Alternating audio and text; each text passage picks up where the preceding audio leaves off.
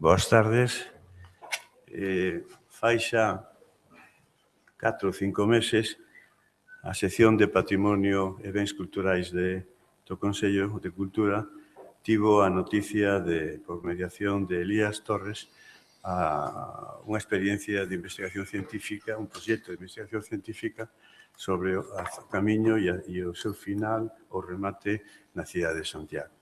Aquel anticipo avance enseguida nos seduciu a todos os membros da sección ata o punto de comprometernos, cando estivera máis avanzado o traballo e o considerase oportuno o equipo que está investigando, pois polleríamos en coñecemento da ciudadanía, non? De Galicia. Estos encontros monográficos teñen un sentido dentro do Consello e da sección de Patrimonio da Consellería de Cultura no senso de que certas experiencias e traballos que poden estar tanto na metodoloxía, poden ser unhas novas paradigmas de investigación e de traballo ou ben o tema en que se trata ou as conclusións poden levarlos a cabo estas novas paradigmas, poñelas en coñecemento para o seu debate xa no propio exposición. E isto é un pouco o que nos reúne aquí en este momento. Este traballo está dirixido e coordinado por Elías Torres Feijó e un membro destacado deste equipo é Roberto San Martín, que está aquí connosco e que vai a ser o que máis sirve, e según Elías, o que vai máis intervir. Por lo tanto, que o proxecto de investigación sexa presentada por Elías Torres e a súa pertinencia da presencia de Roberto, pois xa o justifica Elías a continuación. De todas formas, moitas gracias aos administradores municipais ou administradores autonómicos ou locais que están aquí connosco e cualquier persoa que teña interés polo camiño, agradecerlle que unha tarde dun venres e o inicio dun fin de semana este aquí connosco. Pois nada, moitas gracias, Elías e Roberto, por estar aquí connosco. Pois, moi boas tardes, moi agradecido, Iago. Certamente queremos comezar por agradecer o interese da Comisión de Patrimonio do Consello de Cultura Galega e na persoa do seu coordinador, Iago Seara, e tamén a amabilidade que teñen de estar aquí para ouvir algo que ao mellor non estará á altura das expectativas. Intentaremos explicar que tipo de traballo facemos nós e en que pé está ese traballo.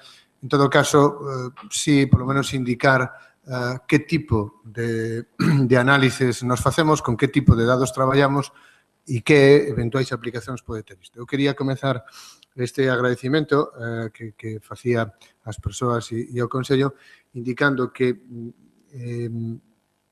parte deste traballo foi financiado polo Ministerio de Economía e Competitividade, dentro dos seus proxectos de investigación, aínda que non fundamentalmente, porque procuramos outros recursos, aparte, obviamente, do traballo intenso da equipa de investigación, que é unha equipa de investigación interdisciplinar, en fin, conta con persoas da área da socioloxía, da antropoloxía, tamén dos estudos da literatura e da cultura, e agora están precisamente incorporándose algunhas persoas do ámbito da economía e da sociedade rural e da economía en xeral, o cual pode ser valioso para nós. E digo que este agradecimento porque dentro dese ámbito un proxecto de investigación o Consello de Cultura é unha EPO, é dicir, EPO significa unha entidade promotora observadora, é dicir, a nós, cando presentamos proxectos de investigación, solicítannos que entidades poden estar interesadas e estas, pois, se o teñen e se o estiman oportuno, como veremos, pois, un escrito en que din, sí, estamos interesados nestes resultados, en apoialos, o Consello é unha delas. Como este financiamento acabou en 2015 e como xa avanzo que neste momento non temos financiamento para máis, o que vamos a presentar é os resultados até este momento e, ao mesmo tempo, pois, faremos tamén outros encontros con outras entidades que tamén están interesadas. Ben, nós traballamos, como se verá, a comunidade local. A nós o que nos interesa é estudar a comunidade local e a súa relación cos visitantes. Non estudamos o turismo, aínda que o turismo pasa, obviamente, de maneira transversal por isto. Debo, con algún pesar, tampouco é unha cousa dramática, pero, en fin, debo con algún pesar comentar que nós non falamos de guirilandias, nin cousas deste tipo, como se aparecía na imprensa. Para nada, nós falamos de persoas, de turismo, dun comercio, dunha actividade económica que é importante para a cidade e, dese punto de vista, tentamos facer análisis que permitan e compartilas coas entidades de todo tipo, pois que permitan aumentar a calidade de vida e a cohesión social, e a sustentabilidade da nosa comunidade local, da cidade. No futuro, probablemente, pois tamén tentaremos abordar algún concello rural por onde pasa o Camiño de Santiago. Ben, como se verá, o traballo que nos realizamos é estudar desde 2008, é dicir, até aquí, 4 comunidades que foron seleccionadas porque naquel momento eran as comunidades de maior impacto sobre Santiago. A comunidade dentro do que a península a española é a que máis ven a Santiago. Tamén queríamos coñecer unha comunidade de Santiago, os índices naquel ano eran Portugal, algunha comunidade extraeuropea, en aquel momento era Brasil, e tamén a propia afluencia de galegos e de galegas á cidade de Santiago. Queríamos coñecer estas comunidades e ver os produtos que aí se elaboran en termos de o que teñen que ver con Santiago, tendo como pano de fundo o Camiño de Santiago. Textos literarios, guías turísticos, diarios de viaxe, documentarios, filmes, páxinas web, etc. E temos, como se verá, un repositorio sobre iso. Isto tendo en conta o que nos denominamos os macrodiscursos, que é dicir, aquel tipo de discurso, de relatos, se quixeren, que en termos de impacto internacional son os máis marcantes.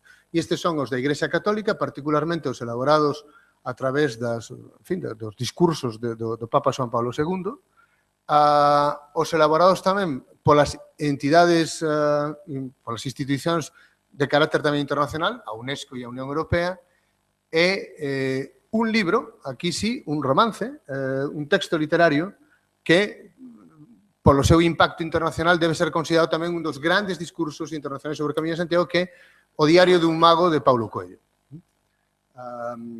que están, ademais, elaborados na década de 80, cada un destes produtos. E temos interese en saber que se di e como se di neses discursos ou neses textos ou diarios ou guías para contrastar as ideas, as imaxes, as actitudes, os puntos de vista, o tipo de visión que se ten sobre a cidade, coas prácticas culturais que esas persoas realizan cando están aquí, as persoas visitantes. E en que medida poden ou non ser, e utilizamos esta categoría, homólogas esas prácticas culturais deses discursos. Dito de outra forma, en que medida se pode relacionar o que esa xente fai co que se di neses textos, non? En que medida pode ser isto relacionado. E para iso, como se verá, pois temos un banco de datos importante, unhas 2.000 entrevistas de máis de 20 minutos con carácter cuantitativo cualitativo, 200 seleccionadas dentro desas con carácter cualitativo de unha hora máis ou menos de duración a visitantes, tamén algo máis de 400 entrevistas a comerciantes da cidade, no seu conxunto, e en torno a 1.000 entrevistas a habitantes ou cidadáns e cidadas de Santiago de Compostela, que é o que o profesor Roberto San Martín, da Universidade da Coruña, e membro tamén desta equipa de investigación, vai agora presentar no sentido seguinte. Que facemos que indicios estamos tendo, non podemos ofrecer nada redondo porque, e con isto xa concluo esta introducción, temos un material que consideramos enormemente valioso, mas para as nosas forzas excesivo, para manexar. E teremos que ir vendo como poderemos xestionar e abordar todo este tipo de materiais, de datos que temos e como poderemos xestionar. En fin, moi amables, e agora deixos con Roberto Santos. Obrigado, Elías. Bueno, obrigado. Sumo os agradecimentos ao Consello e tamén as persoas que xa nos acompañan nesta tarde de venres. Non?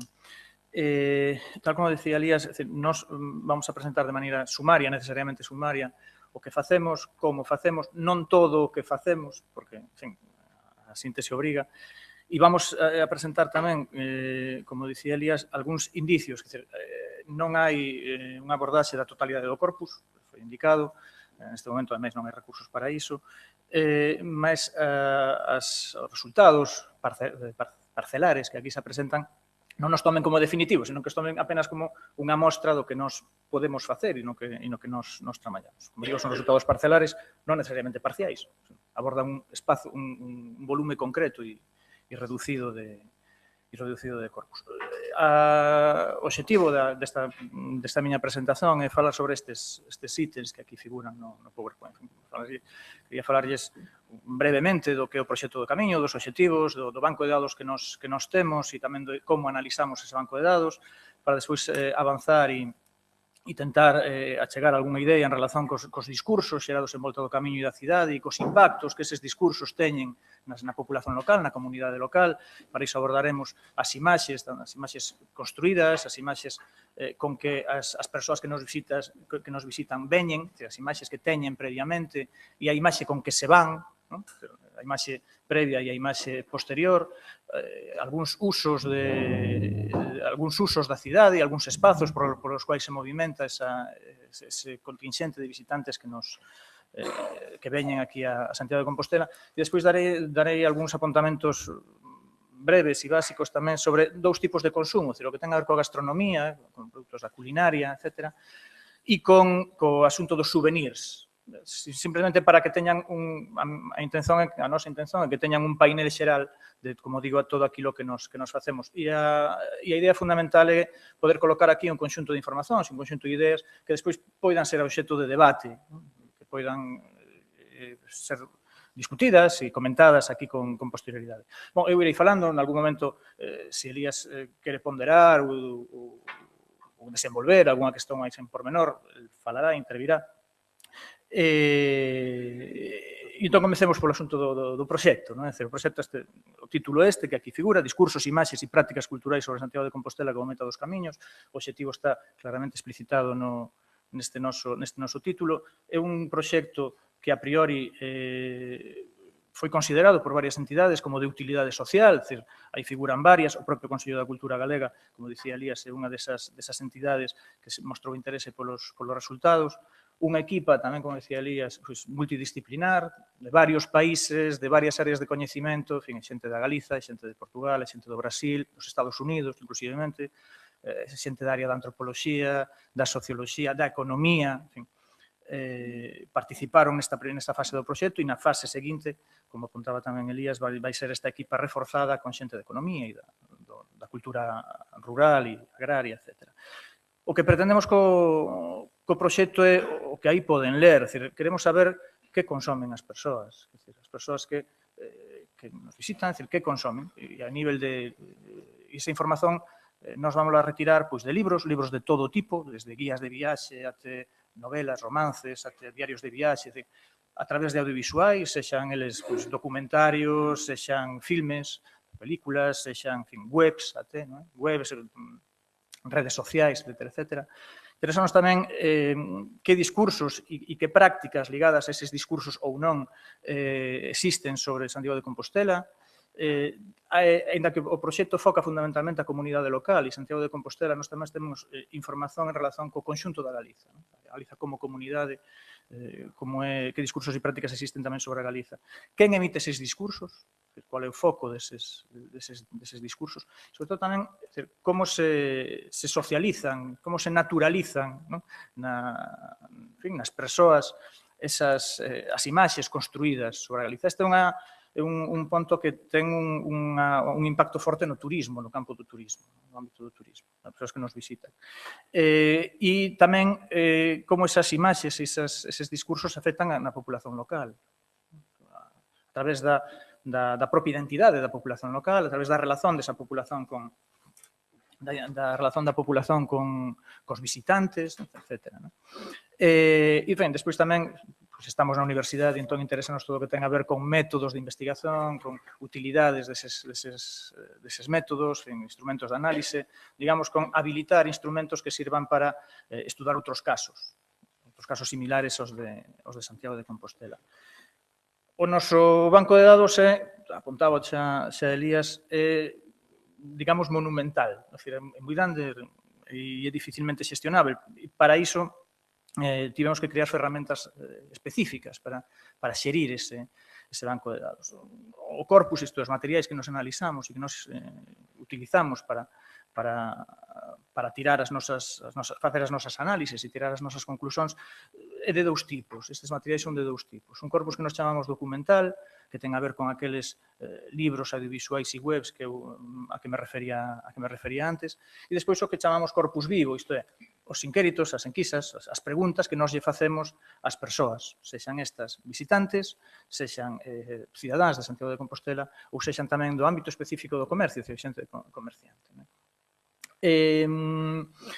Nos identificamos unhas populacións de 4 comunidades, tal como apuntaba Elías, galegos, portugueses, brasileiros e españois, en función de que aquel ano de inicio do proxecto de investigación, ano do inicio das nosas análises, o ano 2008, estas eran as comunidades que máis presenza, máis impacto tiñan en Santiago de Compostela, máis viñan, máis nos visitaban, os galegos por motivos obvios, que é proximidade, os españois parece tamén obvio, e os portugueses eran os europeus que máis nos visitaban e os brasileiros os non europeus que máis nos visitaban. Esta información muda e altérase ao longo do anos, ao longo dos anos seguintes, está tirada do CETUR, nós sempre traballamos con dados tirados de institucións oficiais, por tanto, dados confiáveis, na medida en que son confiáveis todo este tipo de dados. E seleccionamos un período que de 2008 até a actualidade, no inicio do proxecto de 2008 a 2014, mas en rigor o proxecto supera xa 2014, temos información de anos posteriores. Por que? Bom, porque en 2010, en metade dese período, foi o último ano xacobeo, non o derradeiro, mas, en fin, o último ano xacobeo. Saben que os anos xacobeos funcionan por series de 6, 5, 6, 11 anos, non é? E entón, en 2010, despois de 2010, o próximo ano xacobeo será en 2021. Entón, parecía que este período longo de 11 anos aconsellaba algún tipo de reflexión, de análise, de pararse e ver que acontecía co fenómeno do camiño en relación con Santiago de Compostela. Como ven, o corpus documental ten esta distribuición. Contamos con 547 libros, 86 produtos audiovisuais e 254 webs censadas. Estes son os ámbitos e a distribución por ámbitos do noso proxecto. E, como dicía, ao ser un corpus tan volumoso e dunhas tipoloxías tan díspares, o que fixemos foi construir ferramentas que nos permitan xerilo, que nos permitan analizalo. E analizalo, ademais, dunha maneira relacional, é dicir, poder relacionar todo con todo, para que nos entendamos. Para iso deseñamos e construímos un catalogador, que é unha macro base de dados, e que a pensamos, ademais, e deseñamos en 3 fases, unha fase de recursos, de discursos e de percursos. Unha primeira fase que, co suporte e co apoio do Laboratorio de Bases de Dados da Universidade da Coruña, serviunos para construir unha ferramenta que nos permita arrumar e organizar toda a información do corpus documental, como digo, información de vario tipo. Contemplamos unha segunda fase en que nos permita arrumar, digamos, organizar, catalogar de maneira automática todos os produtos culturais que nós podamos meter nesa base de dados. Explícome. Pois un libro, unha vez escaneado e unha vez anexado á base de dados, que a través de procedimentos de procesamento de linguaxe natural, técnicas propias da lingüística, que a propia máquina estexa educada para identificar que categorías hai nese material, nese libro, nese filme ou nesa página web. En relación con con temáticas varias, temáticas costumistas, ou temáticas identitarias, ou temáticas propias da natureza, do patrimonio material e inmaterial, unha serie de temáticas, despois falarei un pouco diso. E tamén en relación con parámetros que teñen a ver coa cultura, que teñen a ver con por que viaxa a xente, a imaxe das persoas a través destes produtos culturais.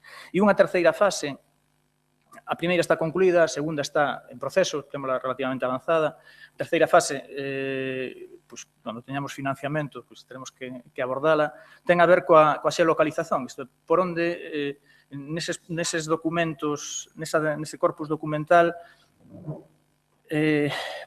por onde pasean as persoas ou que locais ocupan as persoas que aparecen nese corpus documental. Esta é un pouco a idea. Que pasean e que consumen.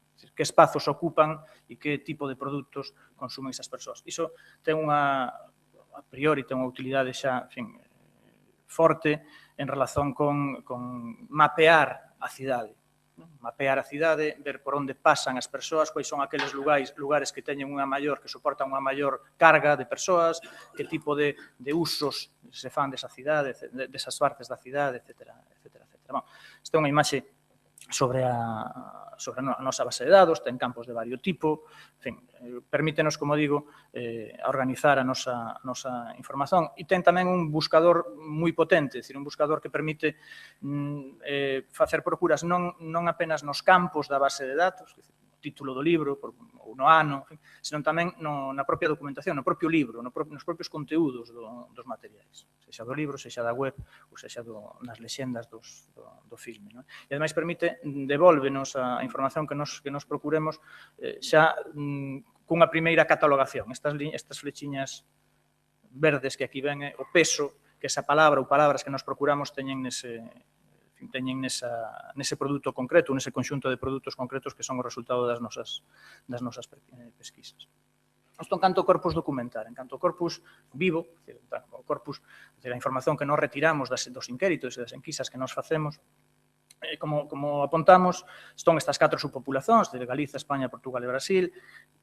A equipa do proxecto, en concreto 6 persoas, dedicáronse durante un ano enteiro, de 27 de marzo de 2013 a 26 de marzo de 2014, durante todos os días, noite boa, fin de ano, absolutamente todos os días, a entrevistar persoas en lugares específicos e estratégicos da cidade, identificados, ademais, a través de técnicas propias da socioloxía, e realizaron 1974 inquéritos, os que aí figuran, distribuídos por populacións, sempre con garantías propias da estatística, digamos, de que este número de inquéritos, estas populacións e subpopulacións que nos seleccionamos, son representativas e significativas daquilo que nos estamos a analizar. Dese conxunto de inquéritos seleccionamos outros, o 10% dos máis afastados entre sí, digamos, dos máis significativos, daqueles que máis afastan, digamos, da opinión xeral, se quixen dicelo así, por volta de 200, para facer entrevistas que, tal como apontaba Elías, nos chamamos cualitativas. Son entrevistas moito máis longas. Se os primeiros inquéritos estamos a falar de 20-25 minutos e están feitos por un inquisador que preenche o seu formulario, estas xa son de media hora, unha hora e 20. Isto é unha conversa longa, unha conversa que é gravada, que é feita telefónicamente, telefonando ao Brasil, a Portugal, a España, se non for preciso, para ter unha información moito máis en pormenor, moito máis discursiva sobre o noso obxecto de estudo. Fixemos máis cousas que estas entrevistas, fixemos incluso, aproveitando algún evento concreto na cidade, como, por exemplo, a proxección do filme O Apóstolo, deseñamos un inquérito específico tamén para as persoas que asistiron a esas proxeccións, acompañamos tamén a información sobre o camiño na imprensa local e na imprensa galega, fixemos varias actividades relacionadas con isto.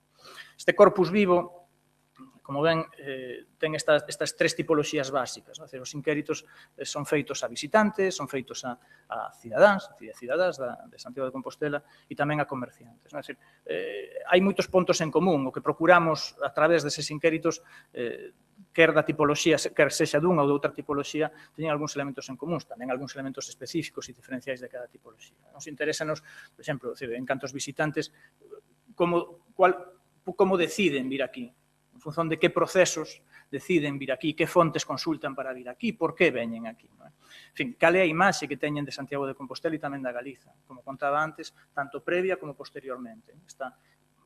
Isto permítenos ver o impacto que ten a cidade e se muda a imaxe previa ou non, en que grau muda, en que elementos muda. Tamén nos interesan os usos e os espazos da cidade, como se informou, como se xeriu, digamos, a súa viaxe, do punto de vista da infraestructura, do punto de vista incluso económico, e mesmo características sociodemográficas, que isto que nos vai permitir trazar perfis, que tipo de persoas, en canto a rendas, en canto a formación, en canto a idades, en canto a xéneros, pois nos visitan. O similar acontece coa cidade, é dicir, que espazos son considerados significativos para os propios santiagueses e santiaguesas de Compostela, é dicir, que imaxe teñen da súa propia cidade, se se senten, digamos que, a vontade coa cidade, cal é o grau de identidade e de afectividade que teñen en relación coa comunidade local,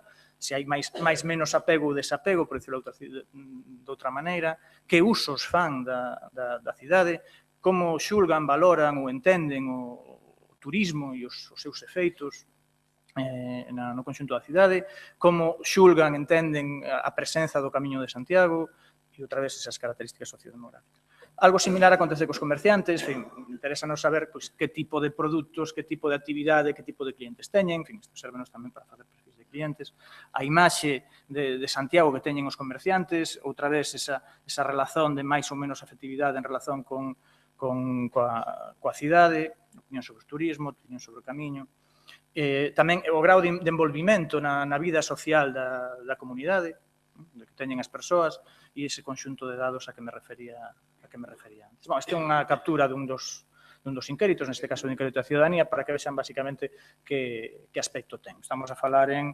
3-4 páxinas, con unha persoa que vai anotando, de acordo con un protocolo, en todas as informacións que despois son procesadas, etc. Bon, en canto a métodos de análise, vou ser moi breve, simplemente as abordaxes que nós podemos facer sobre os libros audiovisuais e web, sobre o corpus documental, son de varios tipos, cuantitativas, cualitativas, etc. Pois podemos saber, estes son exemplos tirados de análise dos libros, pois podemos saber que cantidade de libros se publican, onde, en que anos, este tipo de cuestións. Verán que en 2010 hai un pico significativo na produción de libros, verán que ademais explica basicamente o volume de produción da España. 2010 foi o ano xacobeo, a produción en relación co Camiño e co Santiago funciona moi relacionada cos eventos que se producen, con as efemérides, vamos dicirlo así, de outra maneira. Bon, en fin, teñen, como ven, un conxunto de análises deste tipo que son posibles realizar. Tamén é posible analizar os propios conteúdos, como dicía, non apenas os atributos, son tamén os propios conteúdos, os propios libros, que din os libros, os discursos deses libros. Para iso utilizamos un conxunto de técnicas, programas informáticos, que propios, como dicía, dese procesamento de linguaxe natural, que nos permiten establecer temáticas de que van os libros, de que falan os libros. Establecer temáticas en función daquelas palabras que máis frecuencia teñen e que máis coocorren en cada unha no conxunto do corpus. Este é unha gráfica tirada de análise dos romances escritos en español no ano 2010, que foron 19 libros, 19 novelas, no ano 2010. En fin, hai tres grupos fundamentais, dous deses grupos teñen dúas clases concretas, e podemos establecer estas temáticas e un peso da historia e da religión forte, hai un peso de esoterismo forte, digo forte por non ir aos termos concretos de 25,8, 16,9, etc. A paisaxe e o territorio están presentes, hai unha temática romántico-sentimental que pasa por ser, ademais, a que máis peso ten neste corpus concreto, nestas 19 novelas en concreto, e hai tamén aí a presenza do policial, desta trama, de que hai algo, hai un acontecimento que ao longo do camiño vai ter que ser descoberto. Permítenos, como digo, ter temas, ponderar cada tema, categorizalo e entón avanzar nesa categorización automática que me refería antes. permite, ademais, saber que libros ou que partes de libros contribúen máis a identificar e a definir cada unha desas temáticas, están aquí indicados, en fin, ponderalo. Permítenos até facer unha subcategorización, ter categorías matriz, digamos, ou categorías dun grupo 1 e facer de varios subgrupos, ¿no?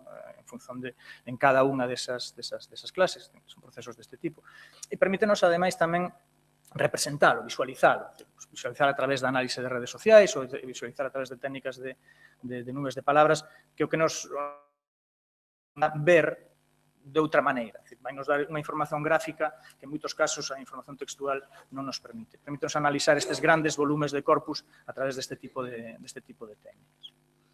Esta é a parte que foi máis rápido, porque, en fin, considero que se queren é máis interna o proxecto, mas a intención é que teñan unha idea do que facemos, de como facemos, que tipo de técnicas utilizamos, etc. Ahora, en concreto, falando de discursos e de impactos, aquí xa hai resultados, non? E xa hai algúns resultados concretos. En canto a discursos, o discurso sobre Santiago de Compostela e sobre o Camiño de Santiago é un conxunto de antecedentes, é construído en grande medida, e está condicionado en grande medida por varios eventos e varios acontecimentos que tiveron lugar a partir da década de 80. Como poden ver aí, a partir do ano 82 temos o Ano Santo, Xoán Paulo II visita Santiago de Compostela, hai varios eventos relacionados con institucións europeas que atribúen a Santiago de Compostela determinados carimbos, digamos, o patrimonio da humanidade, teñen máis para a frente Compostela, capital cultural europea en 2000, o Camiño en 2004, o Camiño francés nomeado polo Consello de Europa o Grande Itinerario Cultural Europeo e unha bandeira de honra. Hai todo un proceso de institucionalización do Camiño, además de institucións europeas. Hai todo un conxunto de eventos ligados á Igrexa Católica. Estábamos a ver aí a visita de Xoán Paulo II en 82, a cuarta Xornada Mundial da Xuventude en 89, e hai tamén algún acontecimento do punto de vista literario que é marcante para a constitución destes discursos. Eu xa refería Elías antes, o Diario dun mago de Paulo Coelho, este libriño. Isto é unha edición portuguesa, este libriño, o Diario dun mago de Paulo Coelho, publicado en 1987.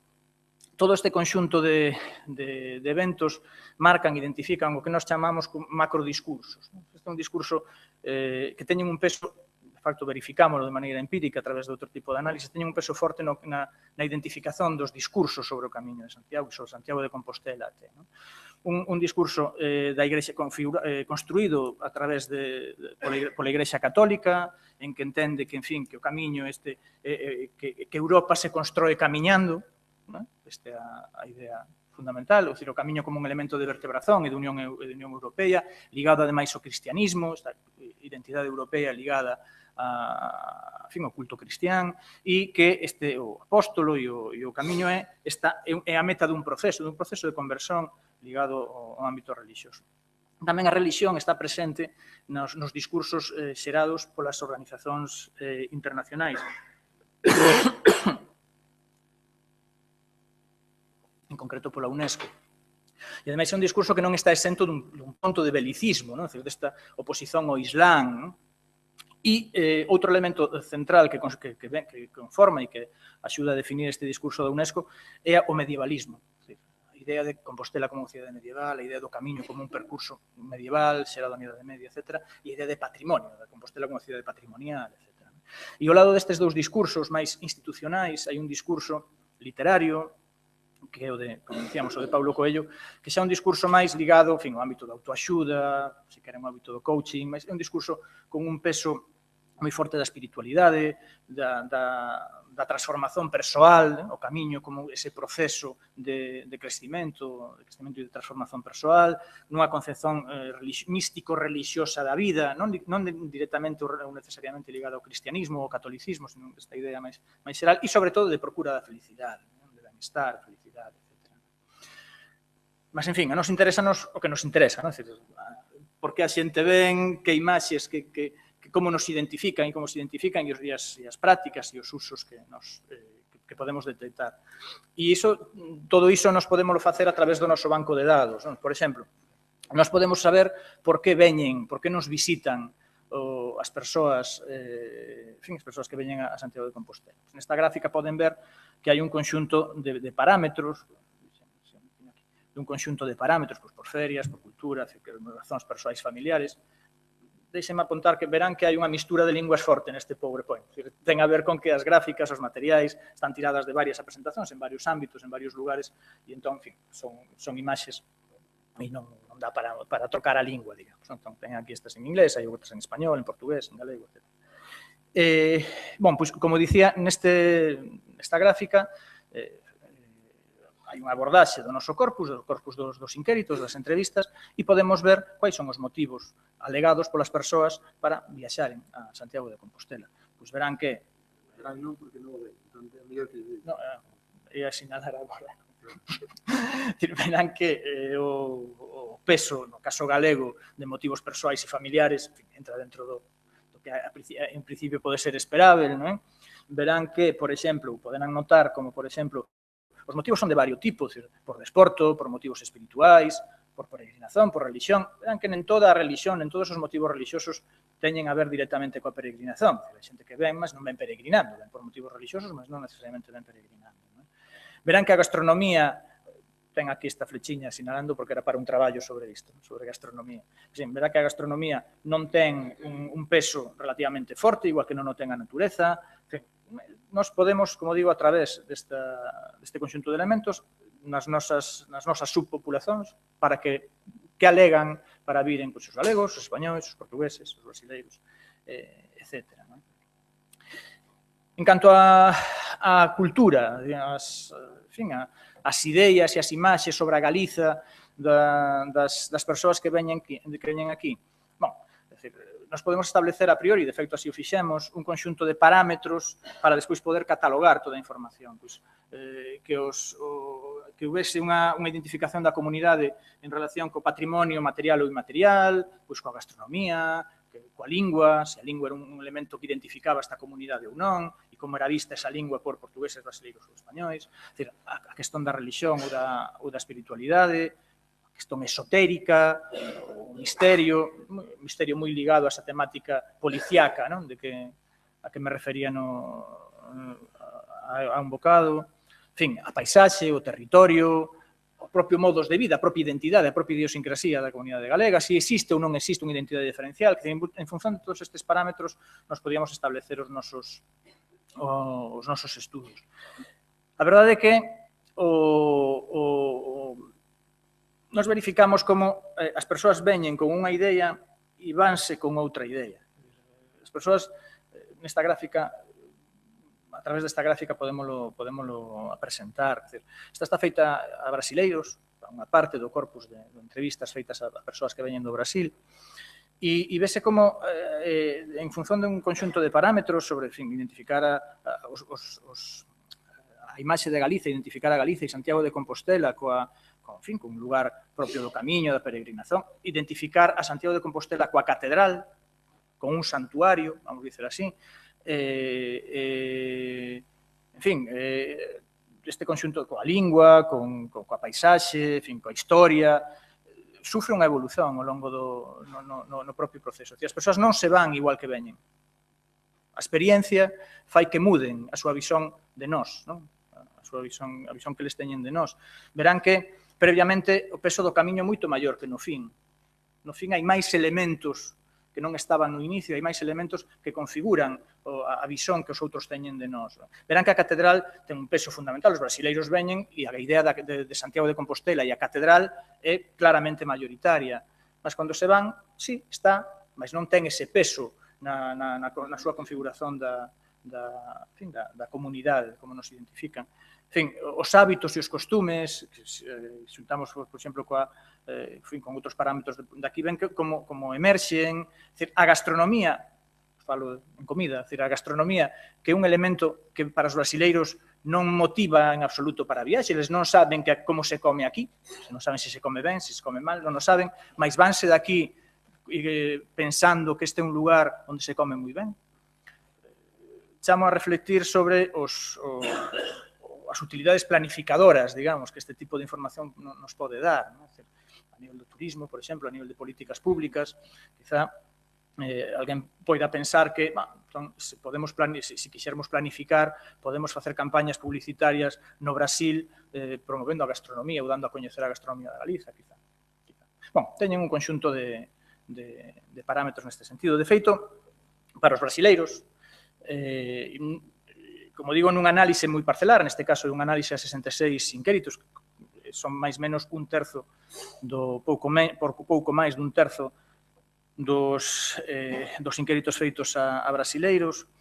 A imaxe previa que teñen os brasileiros cando nos veñen visitar é que a Galiza é unha comunidade na España, o camiño ten un peso fundamental e que esa singularidade galega, se existe, pasa por Santiago de Compostela. Cando se van, a visión da Galiza xa hai máis elementos en xogo, xa máis complexa, xa ten máis materiais por aí. Hai unha maior presenza do referente lusófono, a lingua sorpréndelles, unha lingua falan portugués, din os brasileiros.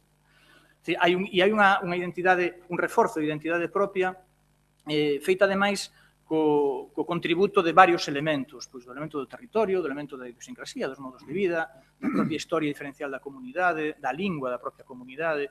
Digamos que esta experiencia non nos deixa indiferentes. Iso dice que é un tercio da primeira fase, pero da primeira fase, do conxunto é o 15%. Da primeira fase, sí, é verdade. É verdade. Por tanto, son resultados sempre provisorios. Esta é a idea. Mostrar o que é posible facer e os camiños que nos levamos iniciados e non resultados definitivos, porque non estamos en condicións diso. En canto a espazos e a usos da cidade, o noso banco de dados permítenos analizar este tipo de cuestións. Por onde se moven os nosos visitantes e que fan naqueles lugares onde se moven. Por aquí verán que o ámbito da catedral, o espazo da catedral, non apenas a Amendoa, senón o que é o ámbito máis relacionado coa catedral ten un peso importante, é dicir, o que é a cidade histórica, a idea do santo, en fin, todo este tipo de cuestións teñen un peso fundamental. E que fan? Ven a catedral, entrar na catedral, hai moito peso de catedral, estar no Obradoiro, en fin, este tipo de cuestións. A gastronomía, a nivel de experiencias, a gastronomía, o banco de dados son os brasileiros. A nivel de experiencias, a gastronomía é algo que máis, unha das cuestións que máis acaba por sorprender os brasileiros e que máis prazer, digamos, tiran dese proceso. Falando en gastronomía, falando en este tipo de cuestións dos consumos. Consumos, vamos falar apenas de dous elementos, podíamos falar de máis, mas vamos falar apenas de dous elementos, a questón da gastronomía e a questón dos souvenirs. En relación cos souvenirs falaremos dos templarios, por partes, a gastronomía. As persoas que explicitan, unha pregunta aberta, que explicitan que o atractivo da Galiza da gastronomía, como que é atractivo da Galiza, poden dicir calquera cousa, e as que din que a gastronomía son estas que aquí aparecen. En valores absolutos, os españois din máis, son os que máis din que un dos valores da Galiza é a gastronomía. Que un dos atractivos, un dos motivos para viaxar ou para visitar a Galiza é para comer, que se come ben. Son os que máis. Os que menos son os brasileiros, os que un maior descoñecimento teñen de que aquí comemos cousas, parece ser que non comemos mal, son os brasileiros. Aí aparecen en valores absolutos, en valores porcentuais, distribuídos polas varias comunidades do noso corpus. Isto que vai indicar é que cantos máis non nos coñecen, máis valoran a nosa gastronomía. Pensen en relación co que comentaba antes de políticas públicas, promoción, etcétera, se iso for posible. E sabemos tamén que comen as persoas que veñen a Galiza, tamén os brasileiros neste caso. Que comen? Bom, hai un conxunto moi alargado de produtos que son a inmensa maioría, moitos produtos. Ahora, o produto estrela aquí é o polvo a feira, basicamente. Isto é o que comen, fundamentalmente. Segue a empanada, o pan, marisco, a torta de Santiago, as vieiras, sí? Isto que comen. Como ven, son produtos de fácil elaboración, son produtos que nos están a identificar en grande medida, mas son produtos que non se corresponden, por exemplo, co tipo de produtos que son producidos na contorna ou na comarca de Santiago de Compostela, nin siquiera son os produtos que máis produce, se me permite, a Galiza. A Galiza é un dos produtores maiores do mundo de mexillón, e mexillón aí non aparece individualizado.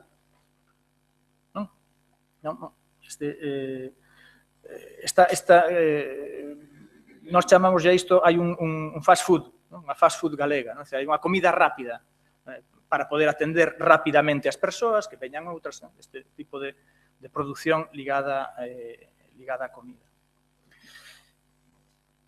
E a cuestión dos souvenirs.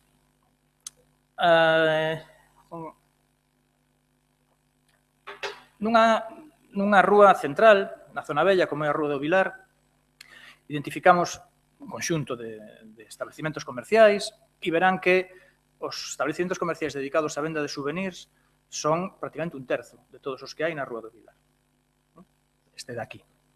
Hai moito restaurante, é verdade, un quinto, mas prácticamente un terzo, 32%, son lugares onde as persoas poden comprar souvenirs. E a través da observación participante, que se chama, a través dos nosos paseos pola cidade, detectamos que comezaron a venderse figuras feitas na China, a partir de 2014, de cabaleiros templarios. Bon, non apenas o detectamos en Santiago de Compostela, tamén en Braga. Braga, que está nun proceso a nivel de políticas públicas, está nun proceso de querer construirse como a capital do norte do camiño e un nó central no camiño portugués, e xa, en fin, avanzou moito nese sentido nos últimos anos. Tamén en Braga detectamos a venda de souvenirs de templarios. Estas son algunhas imaxes tiradas nun safari fotográfico, vexa en especial espada templaria, hai varios escaparates, varias bontras en que aparecen figuras de templarios, hai varias incluso prendas de vestir coa cruz do Temple, non coa cruz de Santiago, senón coa cruz do Temple, etc. Bon, a verdade é que o patrimonio templario en Santiago de Compostela é reducido, moi reducido.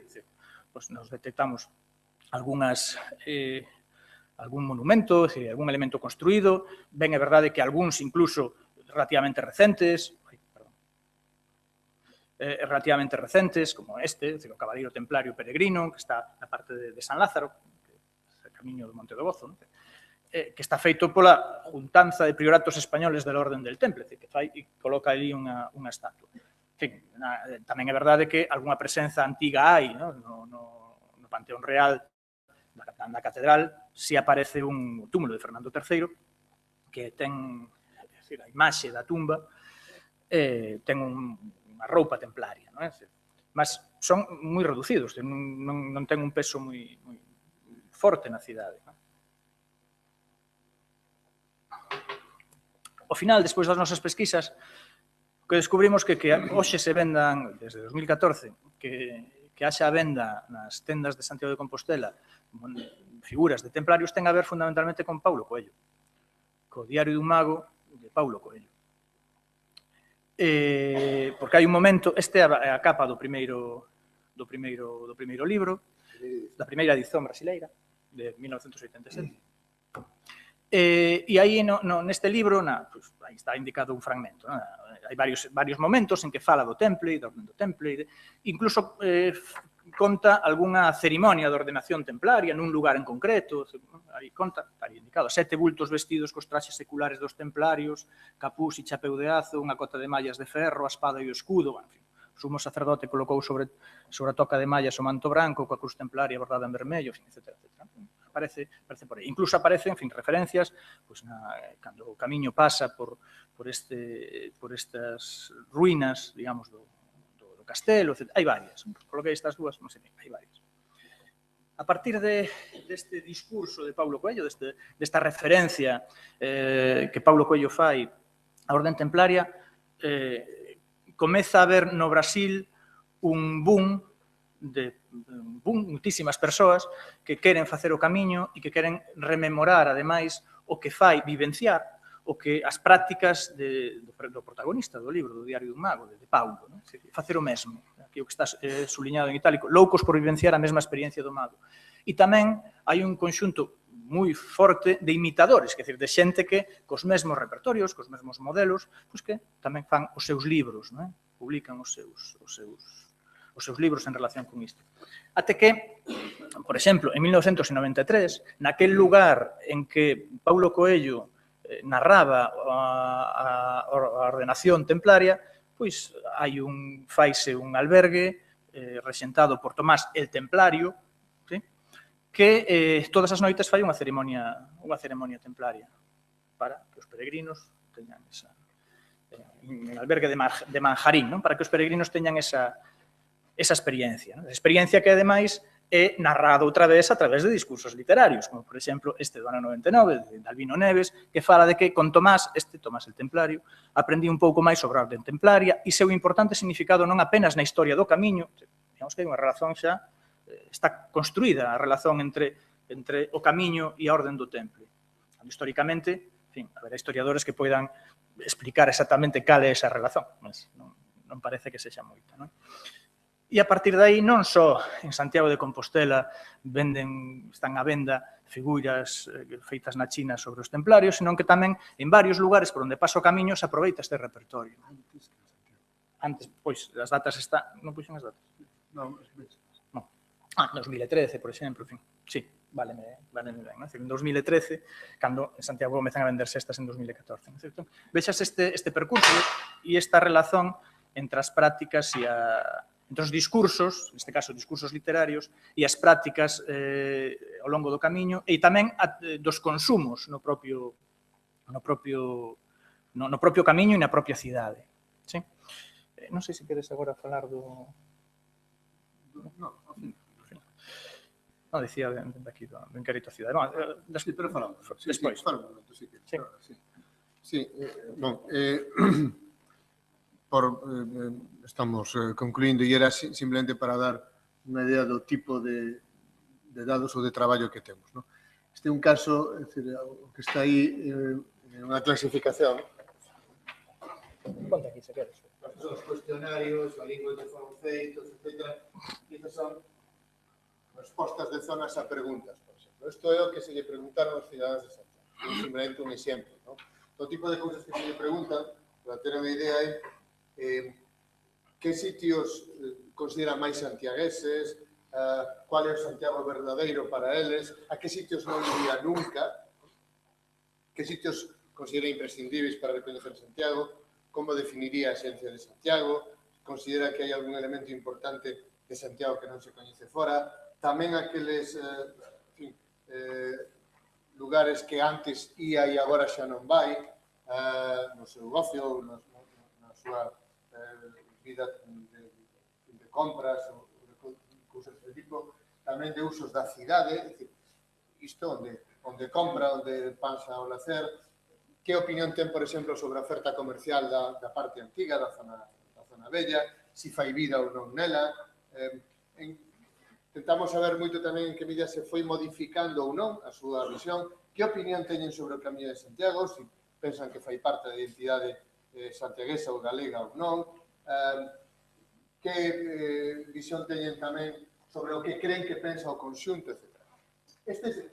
Aquí aparecen moitos nomes probablemente moi recoñecidos. É dicir, isto, por exemplo, o que, na liña que comentaba Roberto, o que queremos saber é cual é a afectividade que as persoas teñen e cuáles son as necesidades que as persoas teñen ou os usos en xeral que as persoas da cidade teñen para poder comparalas con outro tipo de usos e ver que está acontecendo en Santiago en termos demográficos, en termos de cohesión social, en termos de modos de vida.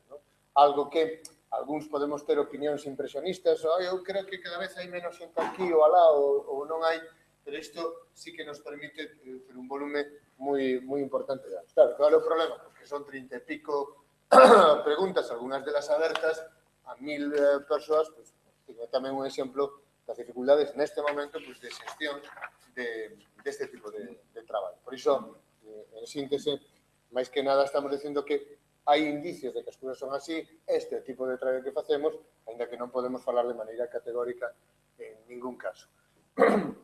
Obviamente, se despois cruzamos estes datos con outros que sí coñecemos, por exemplo, cual é o censo de habitantes da parte antiga de Santiago, ou cual é o censo de comercios e o tipo de comercios que hai, que sí os coñecemos e que sí temos estudado, pues, probablemente os resultados son que en termos de previsión, por un caso, algo que podemos incluir, pero aquí hai datos para ir, probablemente a parte antiga, a cidade de Santiago, corre pues, un risco de sustentabilidade social e un risco de sustentabilidade material importante. Probablemente non tan detectado polas persoas, probablemente si por persoas especialistas ou persoas da administración local ou políticos, etc., pero non tan detectado mellor polo conxunto. Pero as cifras que nos manexamos son, ou poderían algunhas persoas pensar, son alarmantes. Pensen que a zona bella perde habitantes, perde usos, e crece Santiago, non no censo da cidade, si na súa área metropolitana, o cual o grau de sustentabilidade das zonas é moito menor. De maneira, simplemente, este exemplo. Sí, de facto, xa concluo tamén.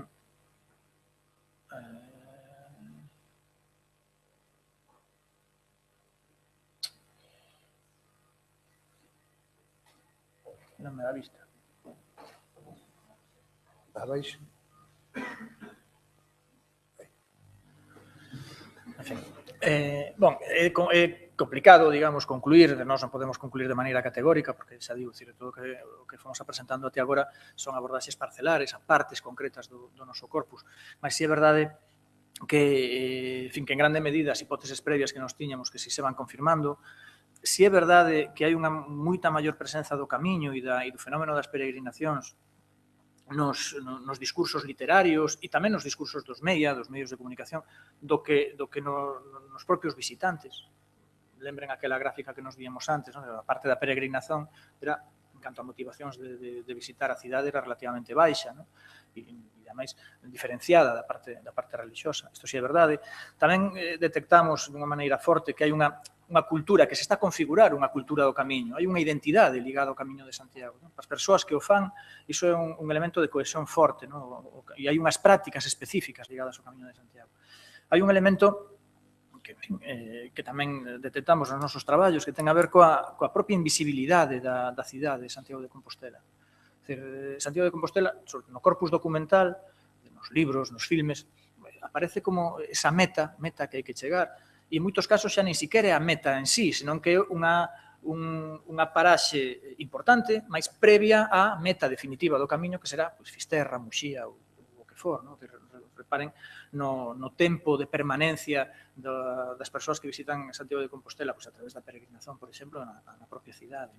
E o que é abrumador é esa centralidade, tanto nos discursos tirados do corpus documental, como nos propios discursos que emanan dos visitantes, da centralidade da catedral, que é o elemento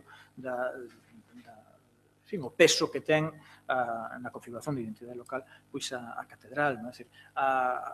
Alguén pode entender isto como un risco ou apenas como unha característica, mas a visualización de Santiago de Compostela apenas como santuario está aí. E en moitos casos, ademais, ligada a Fátima, a Lourdes, e vai Fátima, Lourdes, que vai ligada neste sentido. Simplemente isto, creo que fomos moi rápidos na nosa exposición, mas o obxectivo era presentar questóns que visen o que nos facemos para que despois, xa agora, neste momento, que poida haber un debate fructífero e se queren algún tipo de esclarecimento ou que desenvolvamos algunha questón, estamos ao dispor, claro.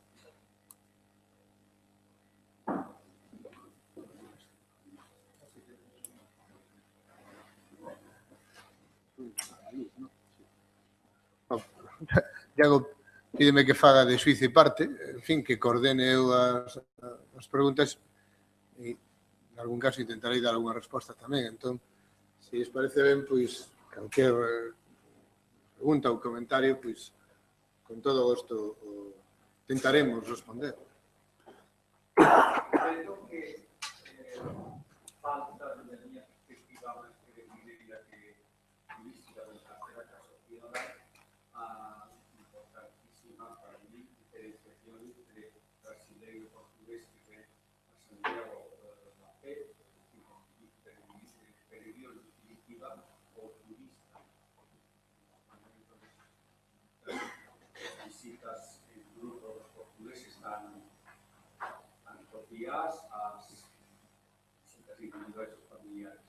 Bueno, o tema a ver que conflictivo peregrino diferenciado de turista contra da política máis capitalista que está apoiada por la que pasado unha observación Nalia, tienes aquí unha das varias luces da mente non templarias que están implicadas na flechería, na mente de Concho de Melo, non teñe nada que ver con luces totalmente templarias, Exacto. fundacional da obra Merced, por exemplo, Sí, son cruces. así, que al final No. Esa cruz da Merced é que é identificada pola xente como Claro, cruz templaria. este é un Non é que o sese, é que a xente identifica como tal. E no primeiro caso, por iso nos insistimos. A ver, este é un asunto, isto que estamos falando é un asunto moi delicado e moi complexo. ¿No? Podemos despachalo tal, porque se cruzan moitas motivacións, moitas visións das cousas, en fin, creo que temos que tratar sempre con bastante cautela e prudencia. Nós só falamos de visitantes, nós non falamos do tipo de visitantes, porque non só están as persoas típicamente turistas, nen as peregrinas, están as persoas que veñen a un congreso, están as persoas que veñen a estudar, están as persoas que veñen ao médico, que veñen a ver unha familiar. E por iso falamos de visitantes, en xeral, que nos parece un termo máis abranxente e, por outro lado, que nos permite dar conta mellor do tipo de persoas que veñen. Entre as preguntas que nos incluímos está: é peregrino, non é peregrino, quais son as razóns polas que está aquí, e, por tanto, o elenco é bastante grande. Non confundimos, digamos, nin facemos sinónimo turista de peregrino, nin incluso entramos nese debate, neste momento. mínima posibilidad de saber razones explicadas a empleo da expresión visitantes sobre as outras posibilidades, pero a ver se genera confusión porque a identidade un e outro marca o se vai a un sanción non, se está unha noite en marcha correndo non, en fin, non está Non, totalmente. Organiza toda as pistas, No, nese sentido tamén se dicer que non sabemos os visitantes que van ao ensanche, só que non os podemos mostrar porque non temos peiteado todo ese tipo de... Sí, sí. Hola, eu en primeiro lugar quería vos felicitar polo traballo, por o traballo que presentaste, sobre todo por interés que suscita, tanto no ámbito universitario académico como para as persoas que teñen responsabilidade de tomar decisións públicas, como é o caso agora, que é a información de Santiago. A verdade é que, máis que nada, esta presentación abre o apetito a cantidade de preguntas por un libro que potencialmente ten o vosso estudo, en tanto a mostra tan rica e poderosa que tendes como os ítems que nos diste. Quería conocer algunhas preguntas específicas, ainda que nos diste que damos de ocasión de profundizar en outros aspectos. E unha ten que ver máis con o diseño da investigación e da elección dos casos. Efectivamente, ao principio da presentación dedicabades que a selección dos países foi realizada sobre o criterio de ser os países con maior número de visitantes á cidade en 2008.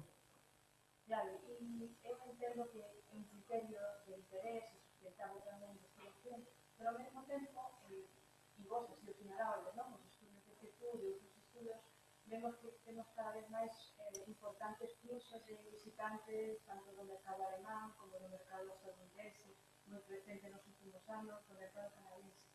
Entón, a veces me pregunto se as conclusións sobre os usos, sobre os impactos, sobre as pautas, digamos, de comportamento como persoas que nos visitan a cidade pode ser extrapolables a estes outros marcos culturais que son presentes e que efectivamente non sei se encaixarían aquí como non. Tamén me refiro ao mercado asiático, que ten un perfil de persoas que nos visitan con unos criterios en canto a opcións gastronómicas, que coñecen e as valoran, sobre todo o mercado japonés, opcións culturais moi interesantes, non? Igual, en traballos posteriores, eu creo que valoraría tamén positivamente que puidese cruzarse, tal vez todo o que o componente, non? Dos fluxos de visitantes, digamos, nos espacios máis da lusofonía e tamén do mercado estatal español, con estos otros mercados, yo creo que cada día, sobre todo con esta especie de inversión en los últimos años, las visitas, se reducen las visitas estatales y aumenta o mercado internacional, las ciudades, también preguntarnos, ¿no?, por estos impulsos. A mí, claro, me gustaría preguntar a usted lo medio por una cuestión que no sé si estaría no los análisis, supongo que sí, si preguntaba yo por la cuestión de ajuste de la viaje, la organización, y si hay aprobaciones datos interesantes, ¿no?, en cuanto a ser un destino, comparativamente con otras ciudades, por ejemplo, Patrimonio de Humanidades, que ten unha oferta hoteleira pues, máis competitiva, ou ten unha oferta económica máis competitiva e de maior calidad, ¿no? Sería unha pregunta que vos quería facer.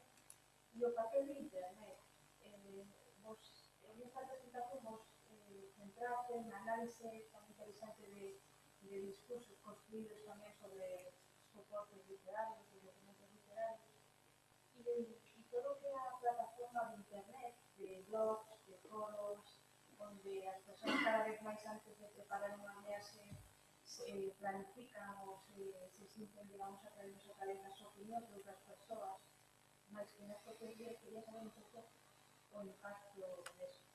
E logo sobre o comercio, como tamén me interpela, a verdad que me resulta de gran valor, especialmente para ese diseño futuro de políticas públicas de turismo, ver como o novo estudio aparece de maneira preocupante, ¿no?, espacios crecentes de planificación e de banalización dos souvenirs ou dos produtos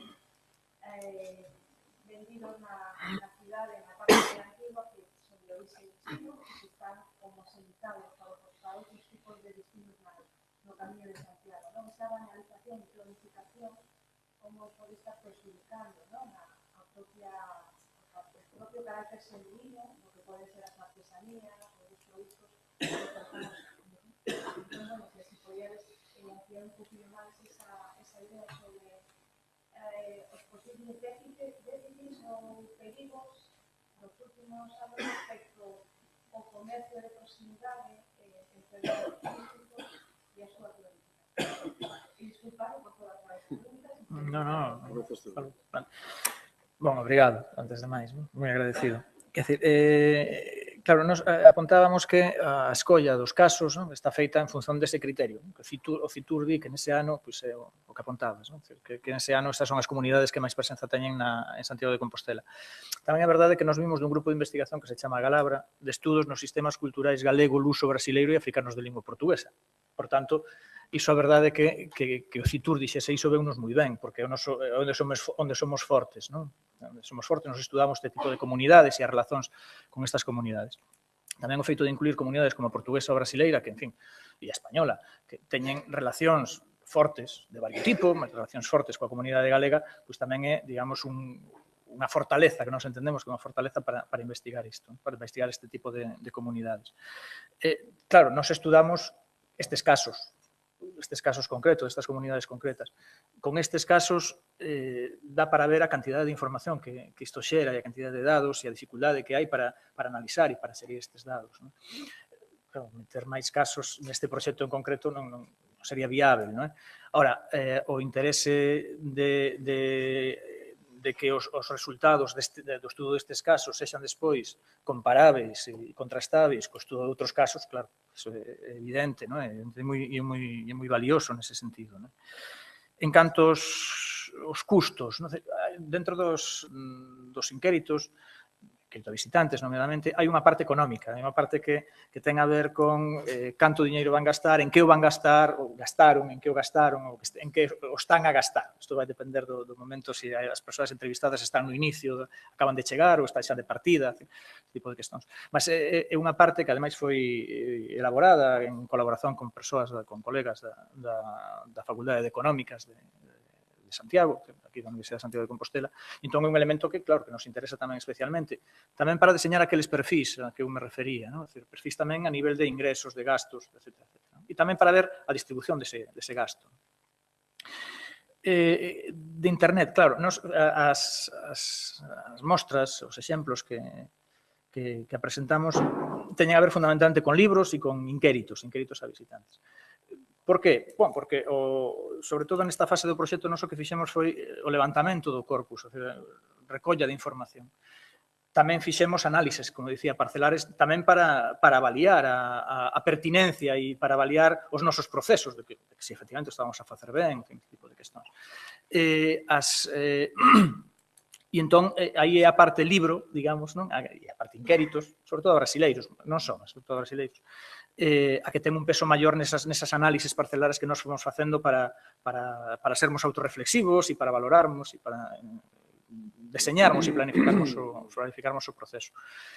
Non está todas as nosas análises non foron mostradas aquí, que hai análises de partes do corpus que non foron presentadas aquí, non? Mas, en fin, mas é verdade que a parte de internet non está desenvolvida. Nós temos o levantamento das bases de dados a través dun proceso, en fin, dun protocolo para iso, temos un levantamento de todas as webs e as redes sociais. Sabemos que a inmensa maioría das persoas, unha grande parte das persoas, sobre todo de españois, oriéntanse para a web de Eroski sobre o camiño, ten un suceso inmenso, non? Para o camiño de Santiago, mas non temos análises sobre webs. Non temos ainda análises sobre webs. Do comercio, non sei se queres... Bon, sobre a questão do comercio, sí, eu concordo. Ese é un elemento que, sobre todo as persoas que teñen alguna responsabilidade na xestón da cidade, pois era bom, quizá, que levasen en conta. É dicir, que nos damos información, o uso desa información xa dependerá de... Claro, nós temos as nosas opinións, claro, mas, en fin, digamos que aquí non há lugar, non? Entón, é un fenómeno que sí se detecta, ¿no? Esa clonificación, efectivamente, sí se detecta. Se callar políticas concretas para promover outro tipo de produtos, outro tipo de prácticas, poden contrarrestar ese peso desa clonificación. Eso xa, que xestiona, ¿no? Non sei se... Sí, creo que agora podemos, con cautela, o que ocorre que eu non son moi cauteloso e ao final digo máis cousas das que debería. Entramos agora nunha fase en parte reflexiva, en parte analítica e en parte opinativa. E eu tamén quero distinguir ben a parte opinativa da parte analítica. Ora, nesta última, nesta penúltima, na parte opinativa, unha reflexión para as persoas que teñen responsabilidades políticas aquí. Quanto investen en publicitar e quanto investen en coñecer? Esta é unha cuestión básica, porque por que digo isto? Porque, mire, nós estamos facendo isto a moito custo. Se tracemos os orzamentos aquí do que é o traballo de campo dos laboratorios e tal, pois falamos de centos de miles de euros. O Ministerio de unos 30.000. E agora isto vamos sacando de outros sitios ou dos propios investigadores, persoas moi generosas que se pasan eses días que falamos, pois, facendo o traballo de campo. Por que digo isto? Porque eu aproveito aquí esta cuña publicitaria para dicelo así claramente e enfréntome a calquer debate sobre isto. Quanto se investe en publicitar e que se publicita e quanto se investe en coñecer as realidades sobre as quais se quere elaborar, supónse, unha cohesión social, unha comunidade. Por que fago este tipo de reflexión? Porque claro que sería moi interesante investigar outros mercados. Moi ben. Poñan algo de diñeiro e investigámolos, dedicando horas que non temos a iso. Isto tamén é claro. Elaborar estes inquéritos a nós, que podemos ser máis ou menos, en fin, lentos ou a mellor non suficientemente finos, levounos máis dun ano. Só elaborar os inquéritos, só elaborar o que vamos preguntar. E a primeira pregunta aos cidadáns de Santiago comeza así. Como persoa daqui, cais son os sitios máis santiagueses da cidade? Esta pregunta pode formularse de 50.000 maneiras, pero tiñamos que buscar fórmulas neutras, persoa daqui, non sei que, etc. Entón, eu fago este tipo de reflexións como pórtico para saber tamén desde onde estamos falando e entendendo a nosa posición nítidamente, e está escrito aí, como un servizo público. Nós entendemos que temos unha responsabilidade social e que temos que dar conta. Ben, isto dito, outros mercados. É verdade que hai outros mercados. Claro, que a min falar de mercados, en fin, falo de visitantes, de grupos e tal. Pero, en fin, entendendo este tipo de reflexión sobre mercados. O mercado alemán, o mercado coreano, o mercado estadounidense, detrás deles, e isto é importante, hai sempre algún texto ou algún filme que os anima. O caso de, que foi traducido este de Hackening como Bueno me largo para español, deste cómico alemán que vendeu en 3 anos máis de 3 millóns de copias, non, do libro, está na xénese desa atracción alemá, ou no caso estadounidense, varios textos literarios, obviamente o film de The Way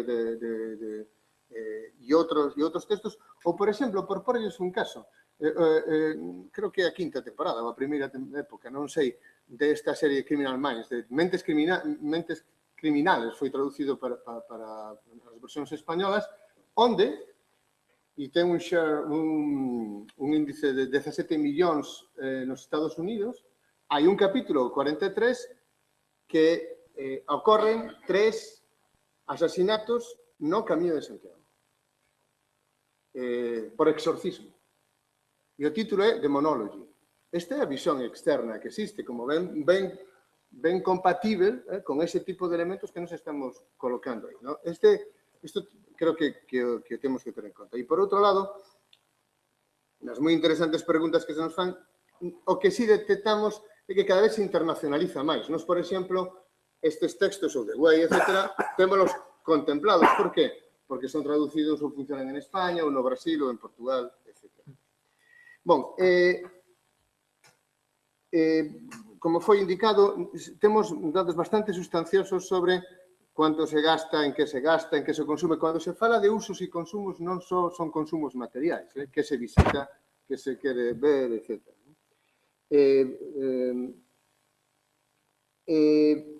Sobre a cidade de Santiago e o seu comercio, os comerciantes, este sí que é un dato que sí fixemos e que é bastante revelador, 86% dos comerciantes que nos entrevistamos están satisfeitos co turismo en Santiago e co tipo de turismo en Santiago.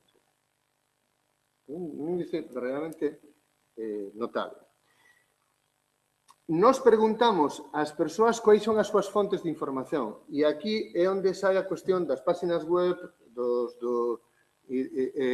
da internet e dos recursos que utilizan para informarse, por tanto, temos tamén datos sobre iso. Bueno, hai un asunto moi complexo que é a cuestión do comercio de proximidade e da habitabilidade de Santiago. Nós temos visto, en termos censais, que Santiago perdeu no que é amêndoa, no que é estritamente amêndoa, nos últimos 8 anos, 5% da súa populación total, que non chega de direito, a ocupación de feito non é grande, de direito aos 4.000 habitantes. E que significa isto? Pois que temos moi pouca xente, máis de 30% supera os 60 anos, insustentável, comercio de proximidade, o número de comercios en Santiago, na zona antiga, mantense, só que mudan os seus usos, cada vez máis souvenir, cada vez menos outro tipo de comercio. Isto, obviamente, vai colapsar, creemos. En que sentido vai colapsar? Por inanición, é dicir, que non vai haber, e desde logo, se temos unha parte antiga, esta é unha parte opinativa, o que vou dizer agora, se temos unha parte antiga totalmente tomada en moitas horas ao día por vehículos, con moi pouca atracción de proximidade, etc., creo que as cousas non pintan magníficas, vou dizer así.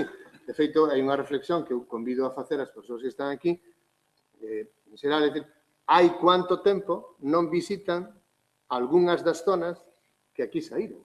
Non van con algunha frecuencia Franco, a Raíña, o Obradoiro, a Quintana, a área da Catedral, zonas da Rúa do Vilar, parte de Xelmírez, a Rúa de San Francisco, etc.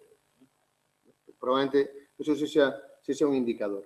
En fin, despois, en xeral, sí que convén indicar que os usos son moi variados E os recursos con que a xente viaxa tamén son moi variados. As persoas que veñen dos Estados Unidos ou de América, por exemplo, son xente de clase media alta.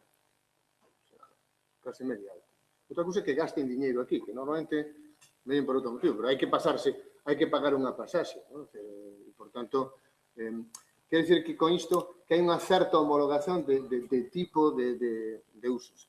E sería moi interesante poder contrastar, pois, en fin, con Estados Unidos, con Alemania, con Brasil. En xeral, porque as preguntas foron moitas e, en fin, e as respostas eu creo que nese sentido deben obedecer a esas dúas preguntas. Eu creo que está en xogo, en parte, un modelo de cidade.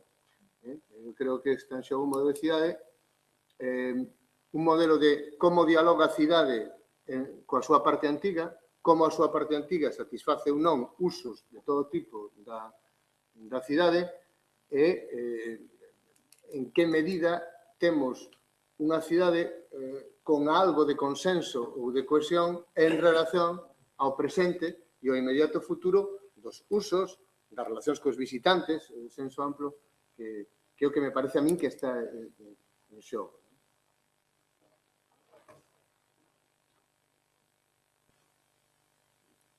Perdón por respostas tan amplas, facemos promesa de ser moito máis breves.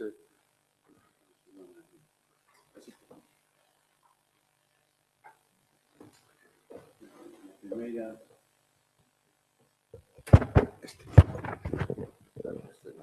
Non sei.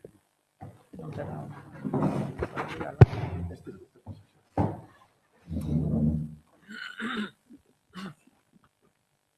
Parece, dunha maneira simple e rápida, como é posible que a catedral afecta na percepción colectiva de forma como un elemento autoritario dentro do imaginario que se pode traer, pero que tamén se pode ampliar e recabar, non?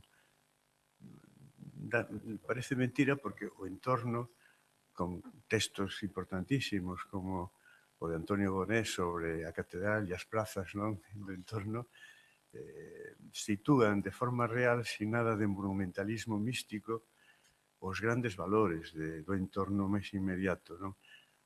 Por moi pouca sensibilidade de arquitectura ou de urbanismo, solamente a vivencia enriquece automáticamente o imaginario que podas traer e, polo tanto, debería de dar un resultado nos requerimentos de que isto ten un valor.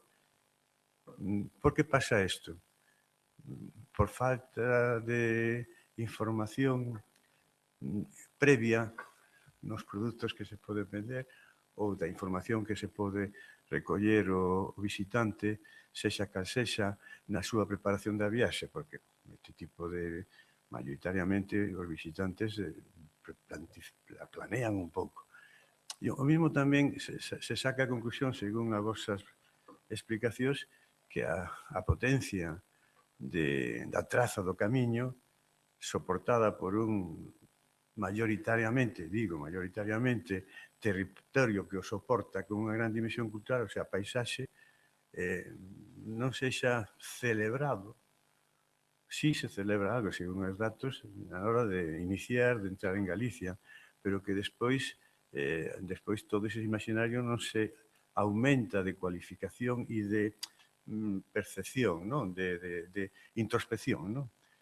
E a mí, personalmente, eso a mí me sorprende, non? Por lo tanto, que falla en isto, non? Tanto desde o visitante, que tamén penso que pode fallar en iso, pero tamén a mellor de políticas, non? De locais ou políticas autonómicas, ou como non pensar que o camiño, se ten unha dimensión interautonómica, de autonomías, pois tamén, porque non supoño que estades estudiando tamén todo a longitud do camiño, non? Bueno, un pouco esa é a pregunta. Pregunta e comentario, tamén hai que ser. Hai moitas preguntas que non conseguimos por agora responder porque non temos capacidade para iso. Iso sí, por comentar algunhas cousas. Vamos ver. Eu antes aludía a esta serie Mentes Criminais, ¿no? Supoño que moitas persoas a coñecen. El capítulo 43 poden velo porque pasa en varias televisións e pasou hai anos en Telecinco. A versión en inglés para quen o saiba, é un equipo de persoas que se dedica a investigación criminal e hai unha personaxe que se chama Penélope García que é a documentalista, é dicir, é a persoa que busca datos para resolver ou apoiar. Porque estou contando aquí un filme, podrá ter o seu interés. Ben, hai un momento en que esta personaxe sae cun libro na man e informa a equipa, dille, xa sei onde isto ocorreu. A versión inglesa di unha igrexa que se chama Santiago de Compostela, Spain, donde van 100.000 peregrinos por ano, e o párroco, eso pasa noutro momento, chámase Miguel del Toro. Isto é o que os estadounidenses saben a través desta serie de Santiago de Compostela. Isto ten toda a relación con ese mundo esotérico, etc., do que estamos falando. A versión española intentou darlle un xiro e conseguiuno, e entón di, non hai unha igrexa que se chama Santiago de Compostela, son hai unha catedral en Santiago de Compostela e consegue dar este xiro. Por que fago este tipo de cousas? Pola profunda esquematización externa que existe ligada á catedral. Ligada á catedral. Eu non quero entrar aquí na polémica de se a catedral sí ou non o ícono, non estou falando disso.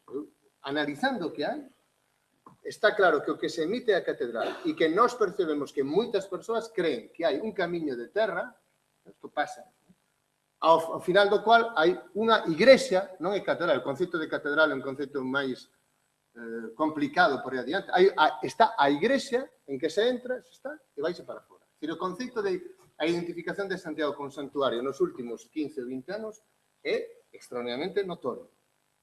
Extraordinariamente notorio. A idea de que isto é unha cidade patrimonial, cultural, capital de Galicia e universitaria, non aparece.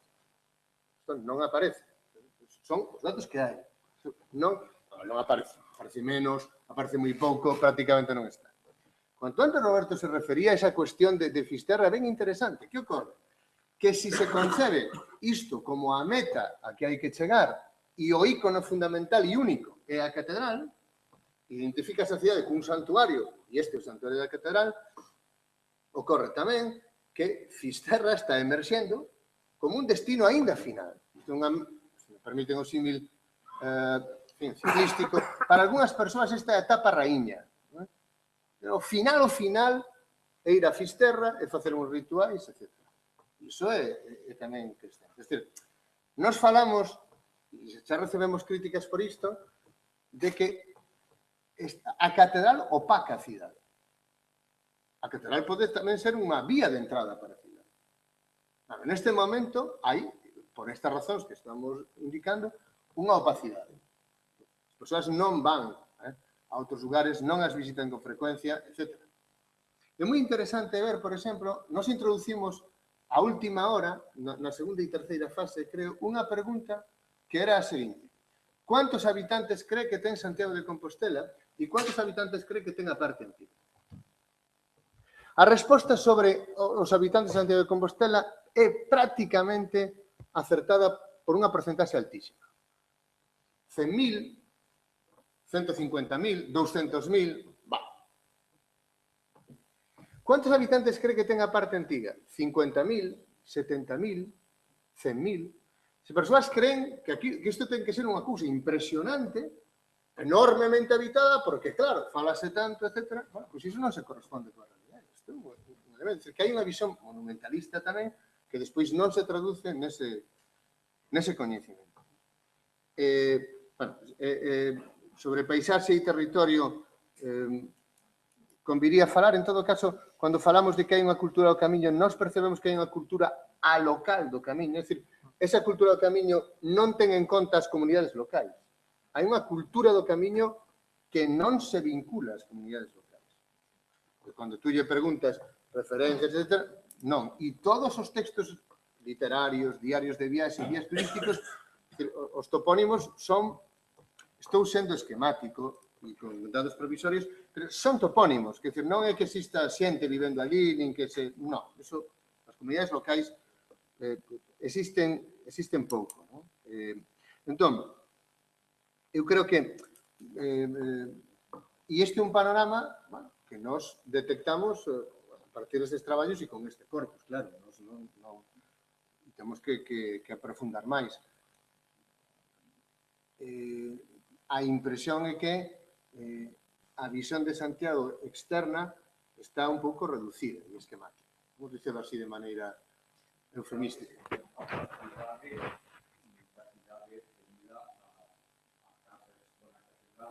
Entendo que saber falar de luminosidade que aporta o feito de manejo turístico que se toca a uso abre todos os días con as 7 da mañá, quizás 8:30 da mañá, que institución pública, que museo, que facultade, que open doors gratuito todos os días do ano.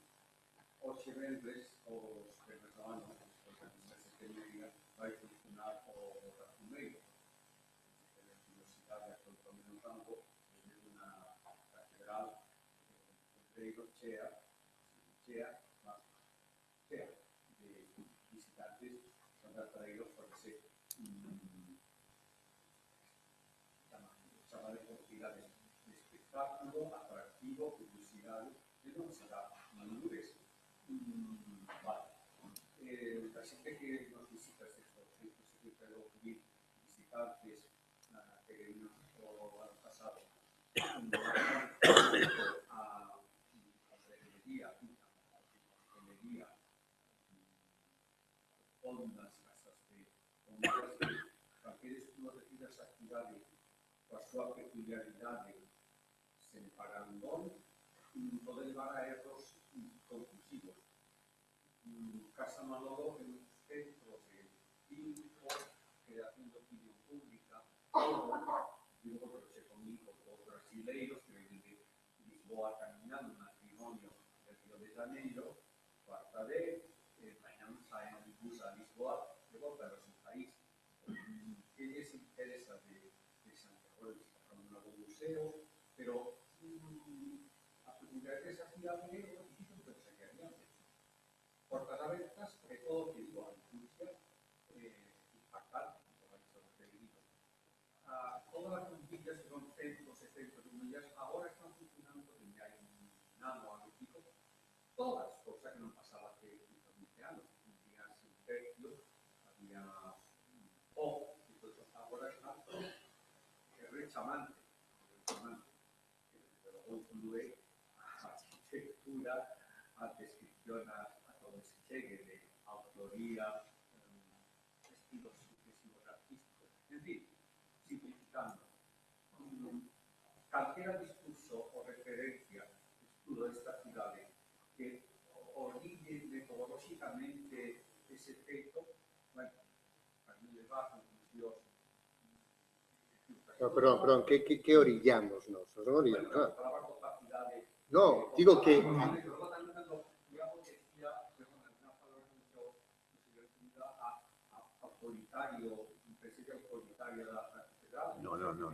Non é ideolóxica, perdón,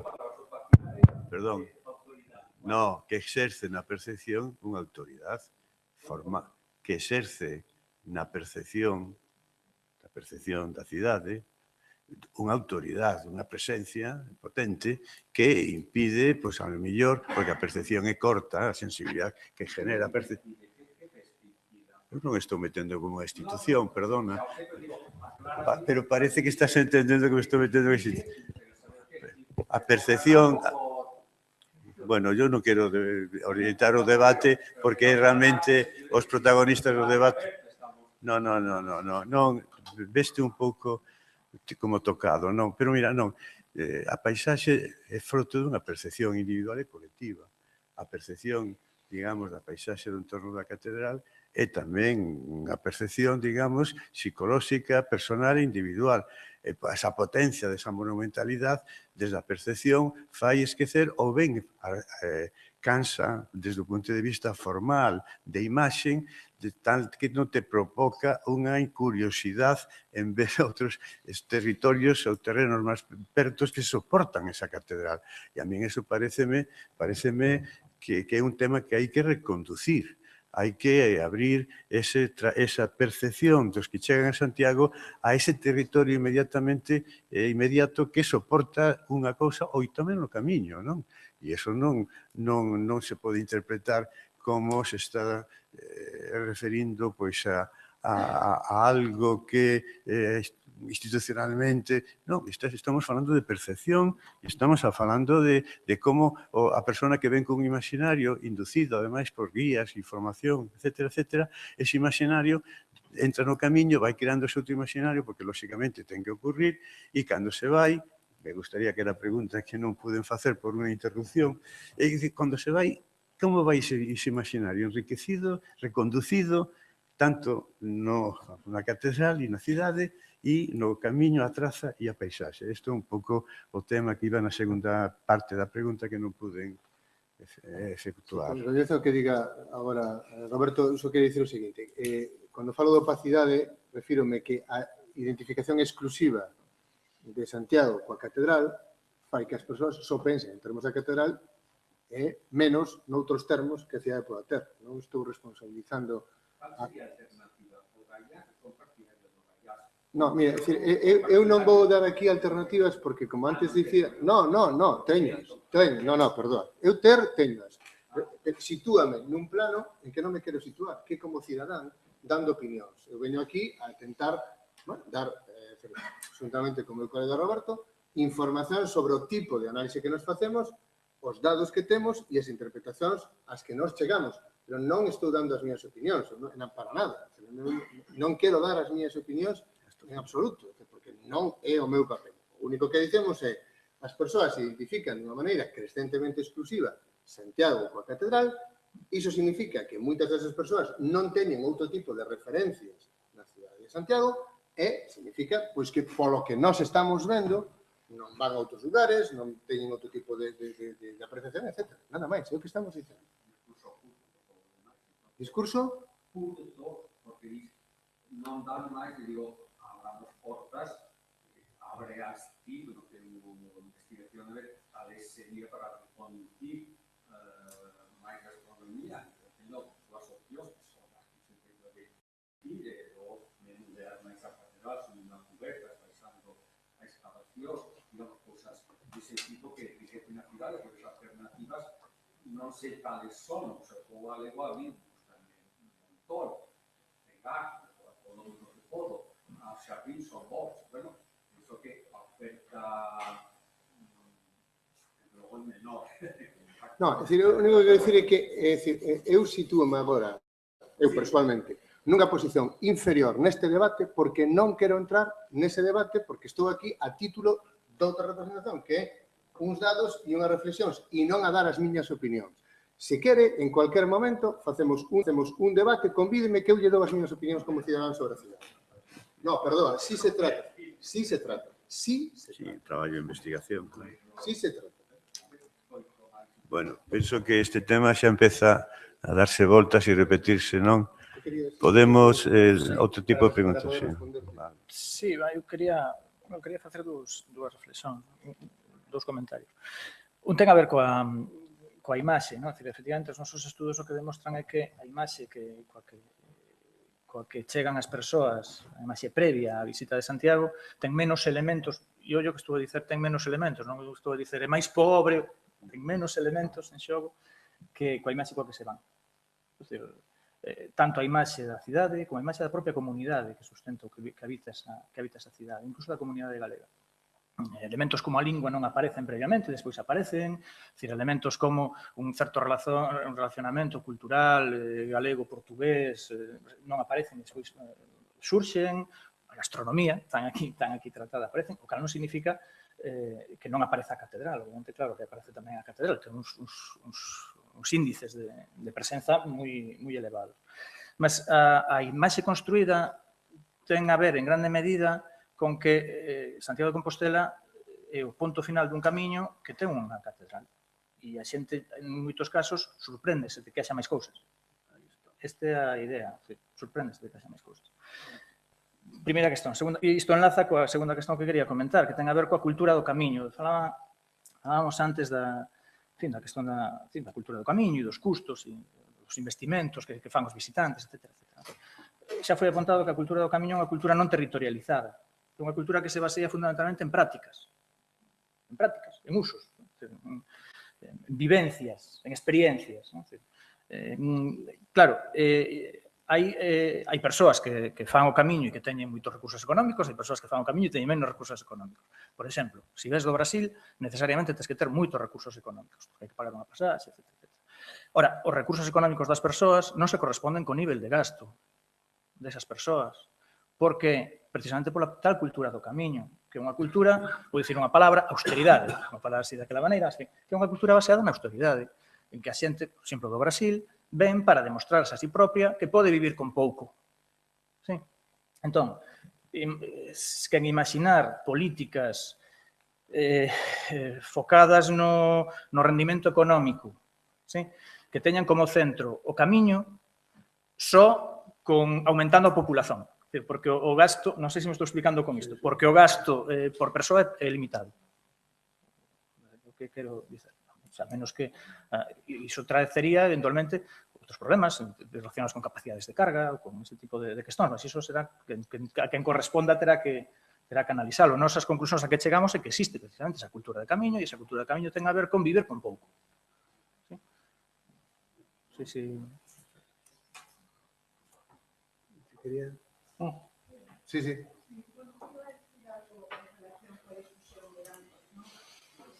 O modelo de turismo, y yo creo que ahí é a clave, ¿no? Entón, se a catedral o paga, é tamén por o modelo de turismo, porque é un turismo centrado na imaxe. Entón, eu divido moito, este valor que atribuía o interlocutor anterior, ¿no? A catedral, eu divido moito que as personas que vienen a ver a catedral se van a valorar verdadeiramente, ¿no? Entón, o problema que eu creo é un turismo centrado en imaxe, un turismo pobre, barato, que non é certo que sexa cultural verdadeiramente, ¿no? Entón, cal é o tópico? O tópico é a catedral. E se vive como tópico, creo eu. E a catedral, en ese sentido, se opaca a sí mesma. É dicir, todo ven, a maioría, ¿no? Ven a esa idea previa, superficial. Eu creo que un pouco esa é a cuestión, ¿no? As alternativas teñen que ver con un turismo moito máis culto, ¿no? Moito máis exixente e unha política turística que fomente, ¿no? Unha densidade, ¿no? Que xa todo reducido ao máis fácil de consumir, ¿no? E o que se persigue ao final, un modelo que persigue o cuantitativo, non o cualitativo. Entón, eu creo que a propia catedral opaca a catedral, non só opaca outras cousas, sino que tamén a catedral, non? Porque eu dubido moitísimo que todo este turismo que ven a catedral o viva desde esta experiencia de portas abertas, do valor cultural, do valor histórico, do valor espiritual e do valor religioso, porque hai un paparatismo absoluto, non? Entón, todo se reduce ao tópico, o máis fácil de ver e buscar. Sí, nese sentido, gostaria de dicir dúas cousas. Eu coincido absolutamente co que se acaba de dicer, non como impresión, senón porque iso é o que nos din tamén os datos. Absolutamente. E só dúas observacións. Unha delas é, en moitos estudos turísticos, en moitos lugares, está ben demostrado que, excepto comunidades con moi pouca capacidade ou simplemente non interesadas en diálogos exterior, imaginemos tribus de determinados lugares que non están interesadas niso, normalmente, quen xera o discurso exterior é a propia comunidade. Que pode ser devolvido en termos esquemáticos ou máis reduccionistas polo exterior, pero é a propia comunidade. Non é o que pensan de nós, senón o que nós emitimos e elaboramos. E iso, hai moitos estudos de moito tipo ben interesantes que mostran esa cuestión. E creo que merece a pena. ou vale a pena ter en conta. E, en segundo lugar, eu creo que non se trata, non está obviamente nestas palabras, senón eu fago esta reflexión, nin de demonizar o tipo de visitantes ou o tipo de xente que temos. É dicir, eu creo que os visitantes para unha cidade poden ser aliados para a súa, digamos, para a súa mellor calidad de vida, para a súa cohesión social, ou poden ser reforzadores dos aspectos máis negativos. Por iso antes falábamos do modelo de cidade. Que queremos e como nos queremos relacionar. E non se trata, por deslizar unha pequena opinión, eu creo que non se trata de quebrar nada, non se trata de ver outras formas de existir que nós temos, outras formas de relacionarnos, outros elementos patrimoniais, outros bens, outras ferramentas que nós temos, e en que medida iso pode servir para aumentar esa calidad de vida, aumentar esa cohesión, é dicir, disfrutar moito máis. Por exemplo, unha nota, sin dar elementos concretos, porque non é este o foro para nós de damos. Hai un problema de intersección na cidade, o que nós chamamos intersección. Que dicemos con iso? Pois que hai moitos lugares que son moi importantes que non son compartidos por visitantes e por locais. Ou están só os visitantes ou están só os locais. Neste caso, están usos da cidade. Lugares, espazos, restaurantes, tendas, etc., en que están só visitantes. Se aumentase a intersección, é dicir, se fosen lugares de uso tamén por persoas da cidade e visitantes, probablemente estes elementos que estamos falando, esta cohesión, esta sustentabilidade sería maior. Pero non é así. Eu interpreto, isto é unha interpretación moi persoal, que cuanto menor intersección exista, menos sustentável e menos satisfactoria a cidade.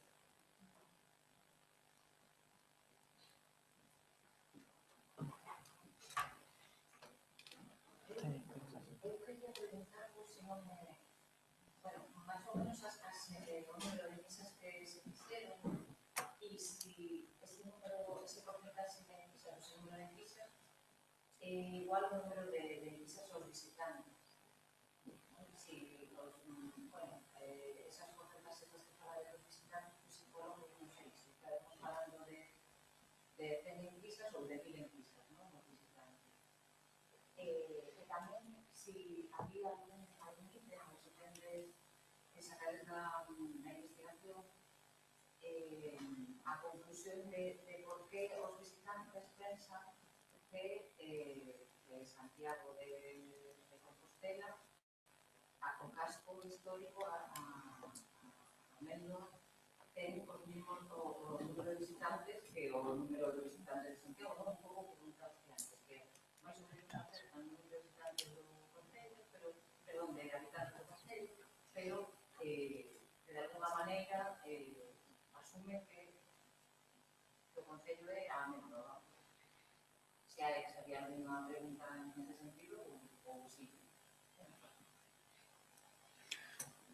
Bon, o número de inquéritos a visitantes foron 1974. As visitantes, sí. A visitantes fixéronse máis. Espera, pois. Bon, fixéronse máis, mas digamos que os válidos, vamos decir así, son 1974 inquéritos que non estaban os cuantitativos, que son aquel que mostraba eu antes, non? Que non estes daqui. E despois foron máis 200, algo máis de 200, non? Máis 200, non? Que eran aquelas conversas telefónicas de hora e tal, non? Que se facían a visitantes. Bon, despois a comerciantes, podes dicir máis? Sí, vamos a ver, só creo unha cuestión un pouco técnica. Hai máis inquéritos, máis de 1974, só que, en termos estatísticos, un inquérito é significativo, non representativo. Nos con 374 non representamos a 200 millóns de brasileños. É significativo, é dicir, pode ter marxes de erro de 5% para baixo con 374 en termos estatísticos. Por iso nos validamos polo menos 374 de cada un dos tres grupos, excepto do español, que polo seu volume multiplicamos por 2 e colocamos en 820. E dentro diso, como foi indicado, están as entrevistas en profundidade, que son as 200. A comerciantes son faltan por validar, é dicir, falta por facer a revisión final, pero, en fin, están validados algo máis de 400, o cual, segundo o censo, estou falando de memoria, mas creo que non me engano, segundo o censo que nos manexamos, sería en torno ao 15-17% do total de negocios da cidade, eso sí que é enormemente significativo. Non, da cidade, con un sesgo, un pouco, un viés que nos chamamos nos, un pouco maior para o ensanche e para a zona antiga. Aí metimos algunhas máis, pola súa, en fin, por razóns da relevancia destes dous espazos, etc. E da cidade está a validación en torno a 1000. Aínda que dentro destes 1000 hai un número que está en torno aos 170, 200, que recollen Ames e Teo, para ter tamén unha visión metropolitana. Por unha razón, moitas persoas que viven en Ames e Teo son santiagueses, de práctica, de tal, moi importante, polo tipo de configuración. Esos son os números. Os números de inquérito, sí. Obviamente están identificados os que son de Ames e de Teo, ¿no? En fin, as análisis. E despois eu vou arriscar a por que os habitantes, ¿no? Por que as persoas... Claro, porque a imaxe de Santiago é só zona bella. Se a resposta á primeira pregunta é cantos habitantes ten Santiago de Compostela, pues ten tantos, pues os que teñen a zona bella son moi parecidos a eses tantos, porque Santiago é zona bella. De facto, retomando o asunto da intersección, cantos visitantes, coloco de outra maneira, cantos peregrinos van pola zona nova? Hai peregrinos de 3, 4 e 5 veces, 3, 4 e 5 visitas a Santiago, que só saben que existe a zona bella na quinta. Isto acontece, non é un exaxero meu, porque antes estiveron naqueles espazos que están reservados, que non teñen intersección, que están reservados para visitantes. Convén indicar que se as cifras que se manexan por parte das institucións públicas son certas, os peregrinos nunca representan máis do 10% do total de visitantes a Santiago. Hai unha presenza cualitativa do mundo da peregrinación moito máis forte que da súa práctica real. Isto é un dato, non estou facendo ningún tipo de interpretación.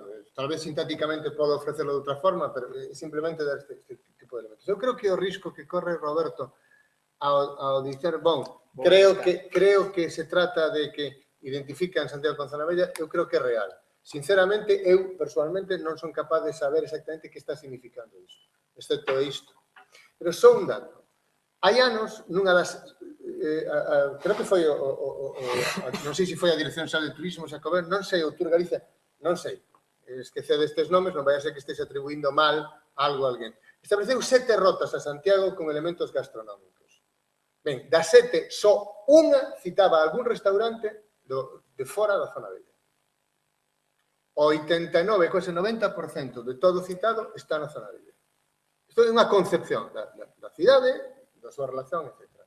Sin embargo, se entendían, decías ahora que más aproximadamente un poquito de turismo dentro de los comerciantes, de todo concello, ¿no? Es decir, No, peregrinos, dice. Sí, pero na enquisa, a ver, nas enquisas,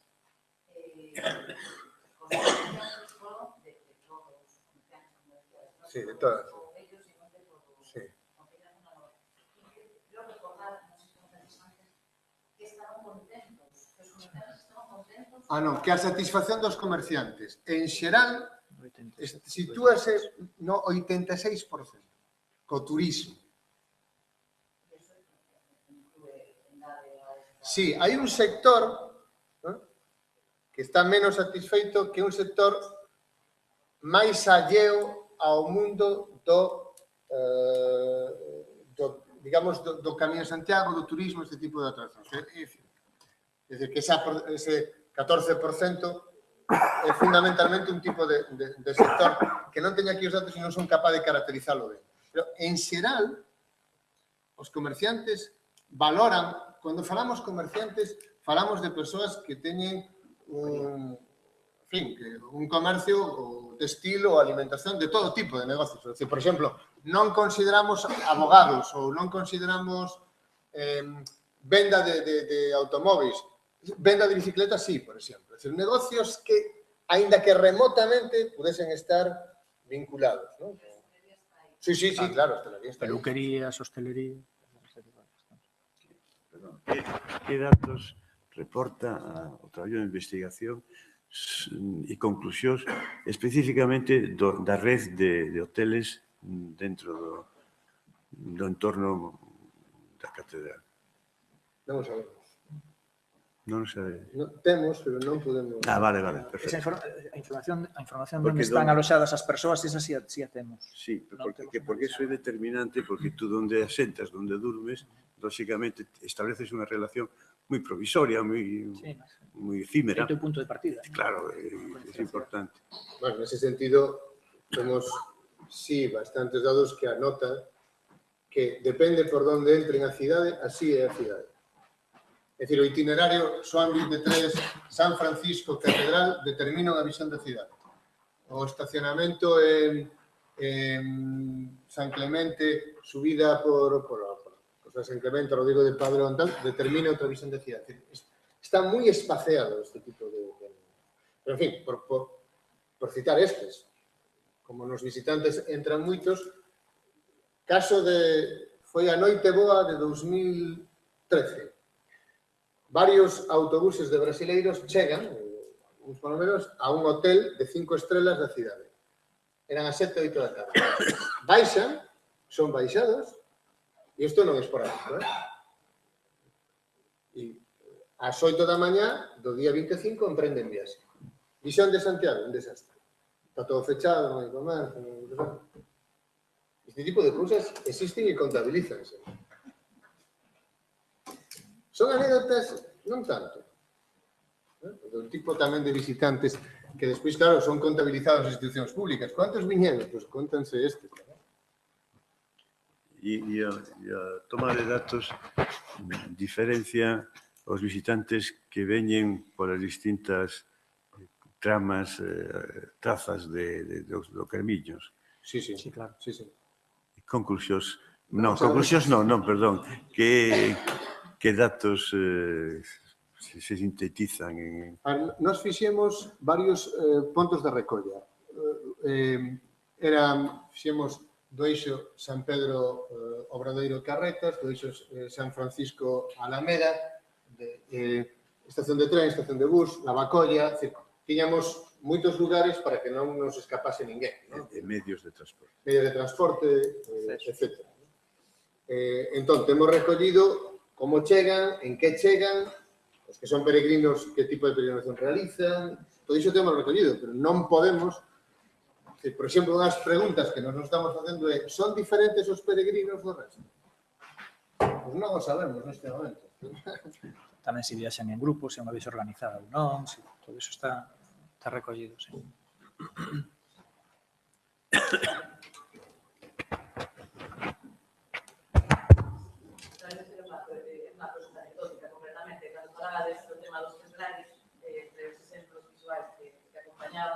Había varios que ponen cubiertos e realmente ali non ten moito que ver coa obra de Paulo Coelho, xa que hai unha tradición previa que ten que ver tamén con obra literaria, que é o Señor dos Libros. Entón, tanto estos como tamén no caso do Odio, que estaría o tema do paso en rosa, que está vinculado con temas de templarios, non sei hasta que punto se deberían de vincular con algo como unha obra muitísimo anterior. O Paso Honroso fala, o Paulo Coelho fala diso. Quer dizer, é un dos fragmentos que recolle tamén. Son tradicións previas, asociadas. É verdade. A festa non. A festa templaria da noite templaria de Ponferrada, non. A festa, a noche templaria que organiza... Non, pero...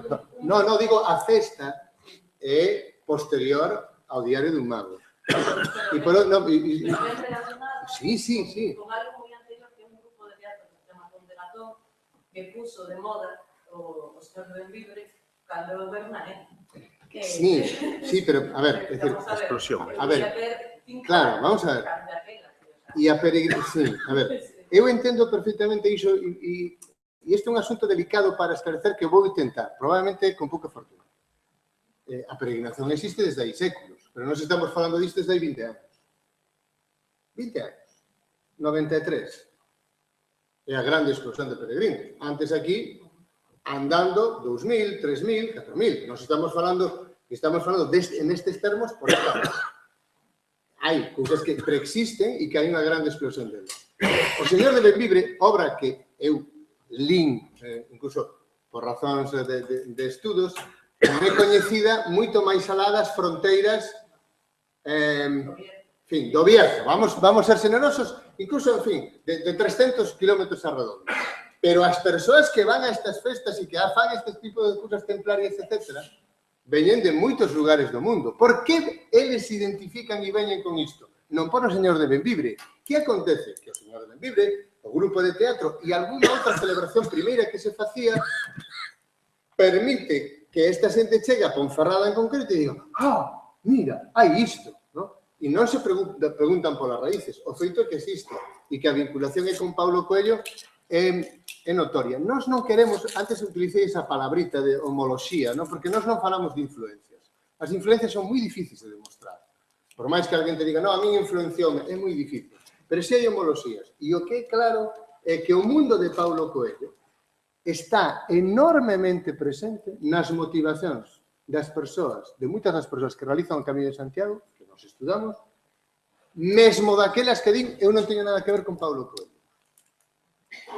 Pero deixan ese tipo de pousos, que é importante que o teñamos. Eu supoño que era unha certa retroalimentación, pero que a parametría do mundo templario en os lugares onde existen castelos ou tradicións previas, hai zonas en cáceres e tal, teñen xornadas nas que se xuntan uns con outros, fan unha serie de ritos experimentantes, que non sei hasta que punto están copiados por o libro de Paulo Coelho, Paulo Coelho copia ritos previos que xa existían, que realmente hai moito trasfondo, e supoño que sí que hai unha relación de representación, pero vamos, existe unha tradición friki previa que xa existía. Sí, e iso podes ver en textos literarios. E hai textos literarios que misturan os templarios, a Al-Qaeda, os cátaros, e hacían a mesma página.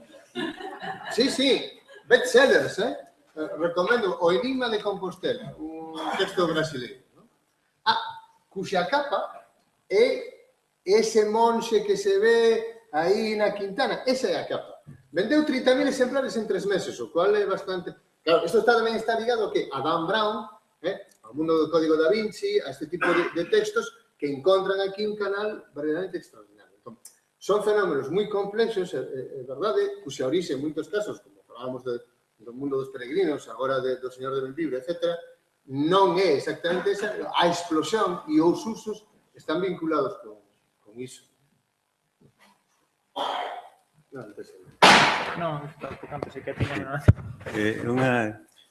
É algo intrigante para os que escoitamos, en este caso, case por segunda vez, a exposición deste traballo de investigación, imaginarnos como sería, e se é o caso, se o pensades, aunque sexa a científico, xa dou unha anticipación, se os países escollidos, os visitantes foran franceses, italianos, bueno,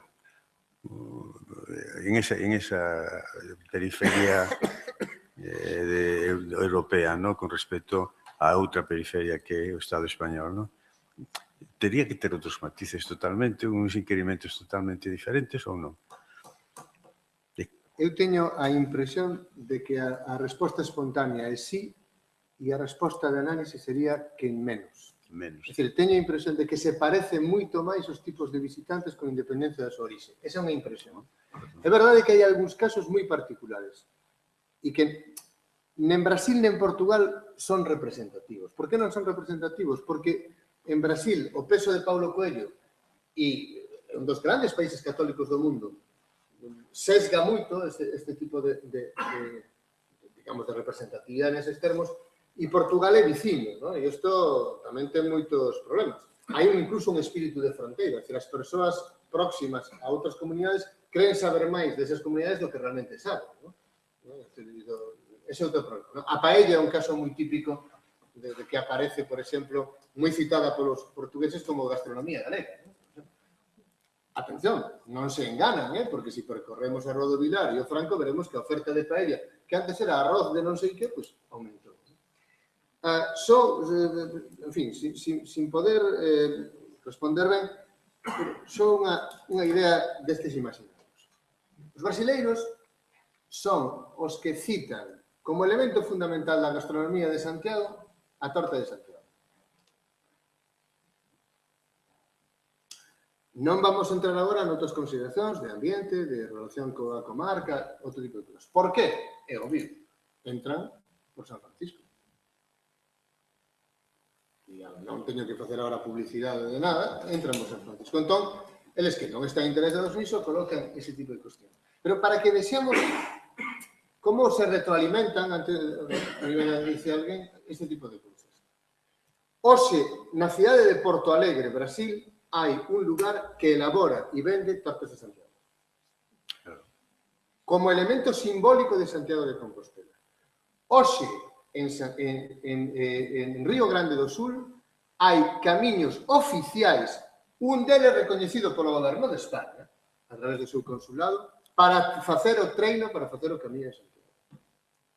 E varios camiños de advocación no Brasil, por exemplo, hai un camiño da fe, o de Nosa Señora Aparecida, ten a sinaléctica do Camiño de Santiago e o modelo do Camiño de Santiago. É dicir, que hai estes procesos tamén de retroalimentación fortes. No, e unha presencia, digamos, histórica.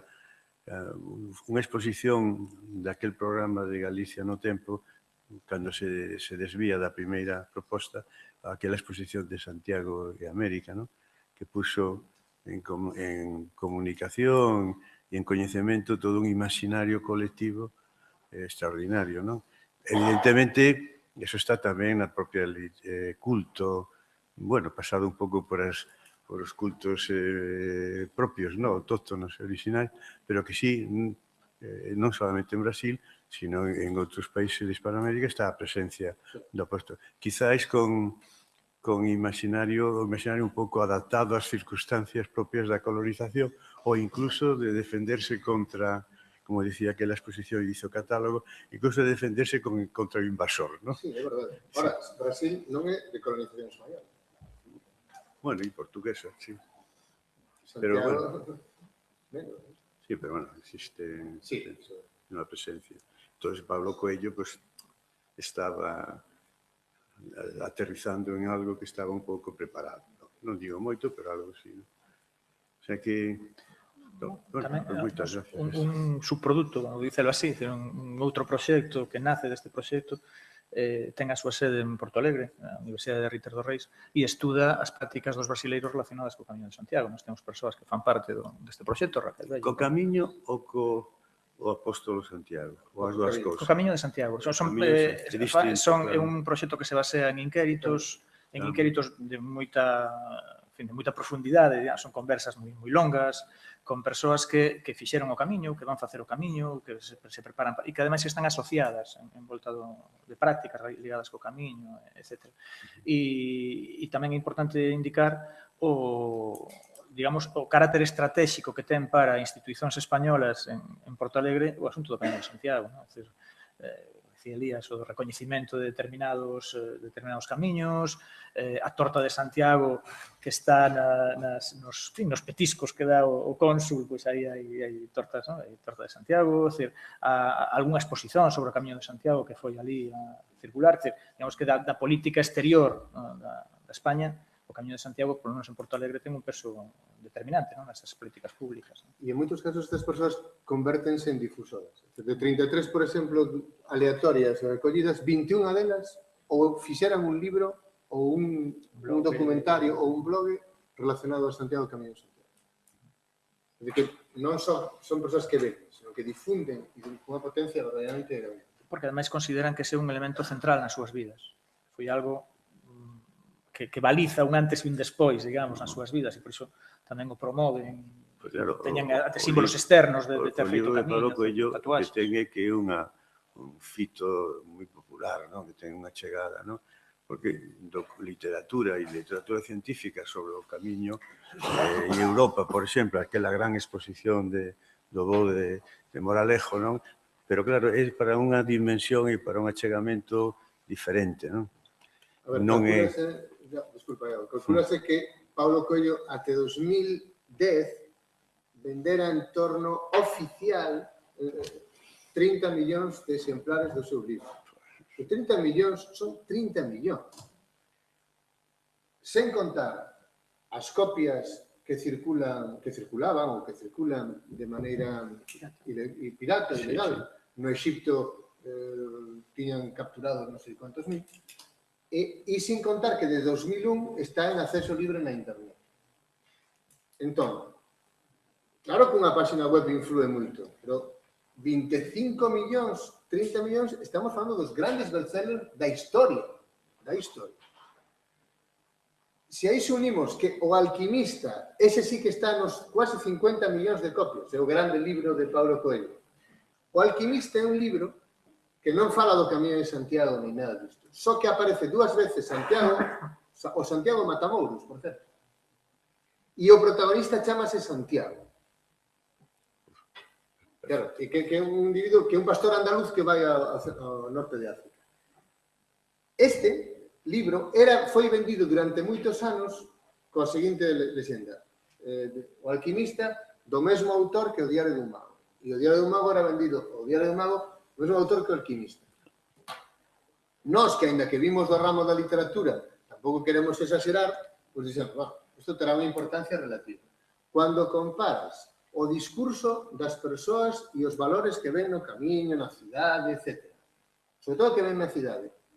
Co que se di no libro do camiño de Paulo Coelho, as coincidencias son notables. Son notables.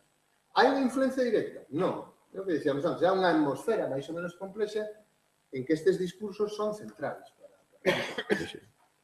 Mesmo aquelas que por pudor din, non lín a Paulo Coelho, ou estuve en contra de Paulo Coelho por esa razón popular que antes.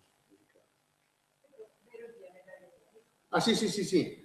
Pablo Coelho é un individuo enormemente legitimado. Ten a medalla de Galicia, sí. E ten unha rúa de aquí.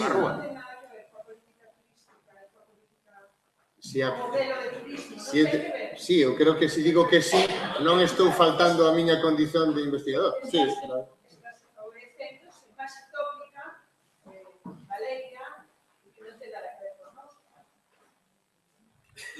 Sí, ten este.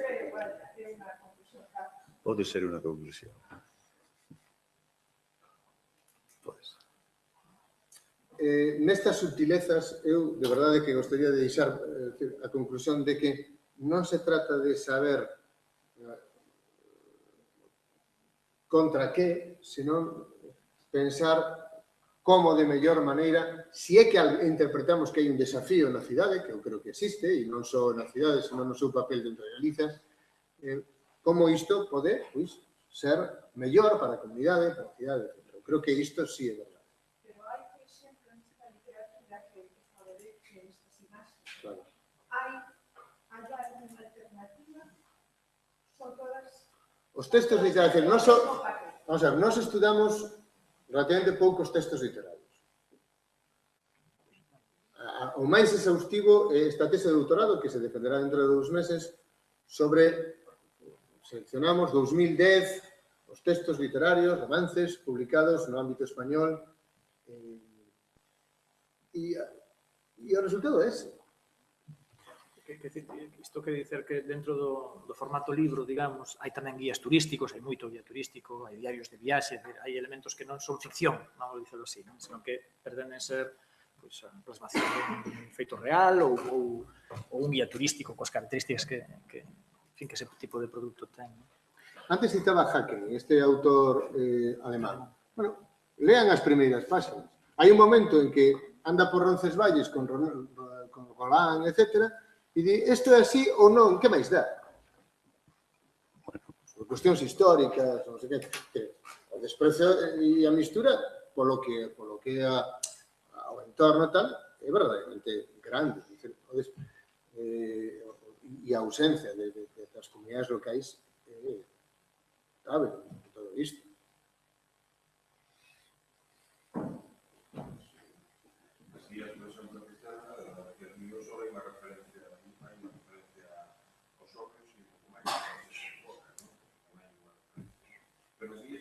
só uso, non sobre Santiago en sí, sobre o norte de España ou onde nos meten, no oeste, como sea. Hai, vos vistes que hai algún máis especial sobre Santiago nos anos que o vi antes, porque eu creo que hai, por exemplo, o Conxo de Guadalquivir sobre o patrimonio máis importante, que máis destaca Santiago e a 1937 de Santiago, porque a Santiago máis temos sobre agora aquí, as zonas que vi, por exemplo, en América, pois, a Santiago é a mesma que a cidade catedral de España, non hai ninguna otra industrial. Non abordamos aínda guías turísticos, non, tería que facer unha resposta intuitiva e sería deshonesta.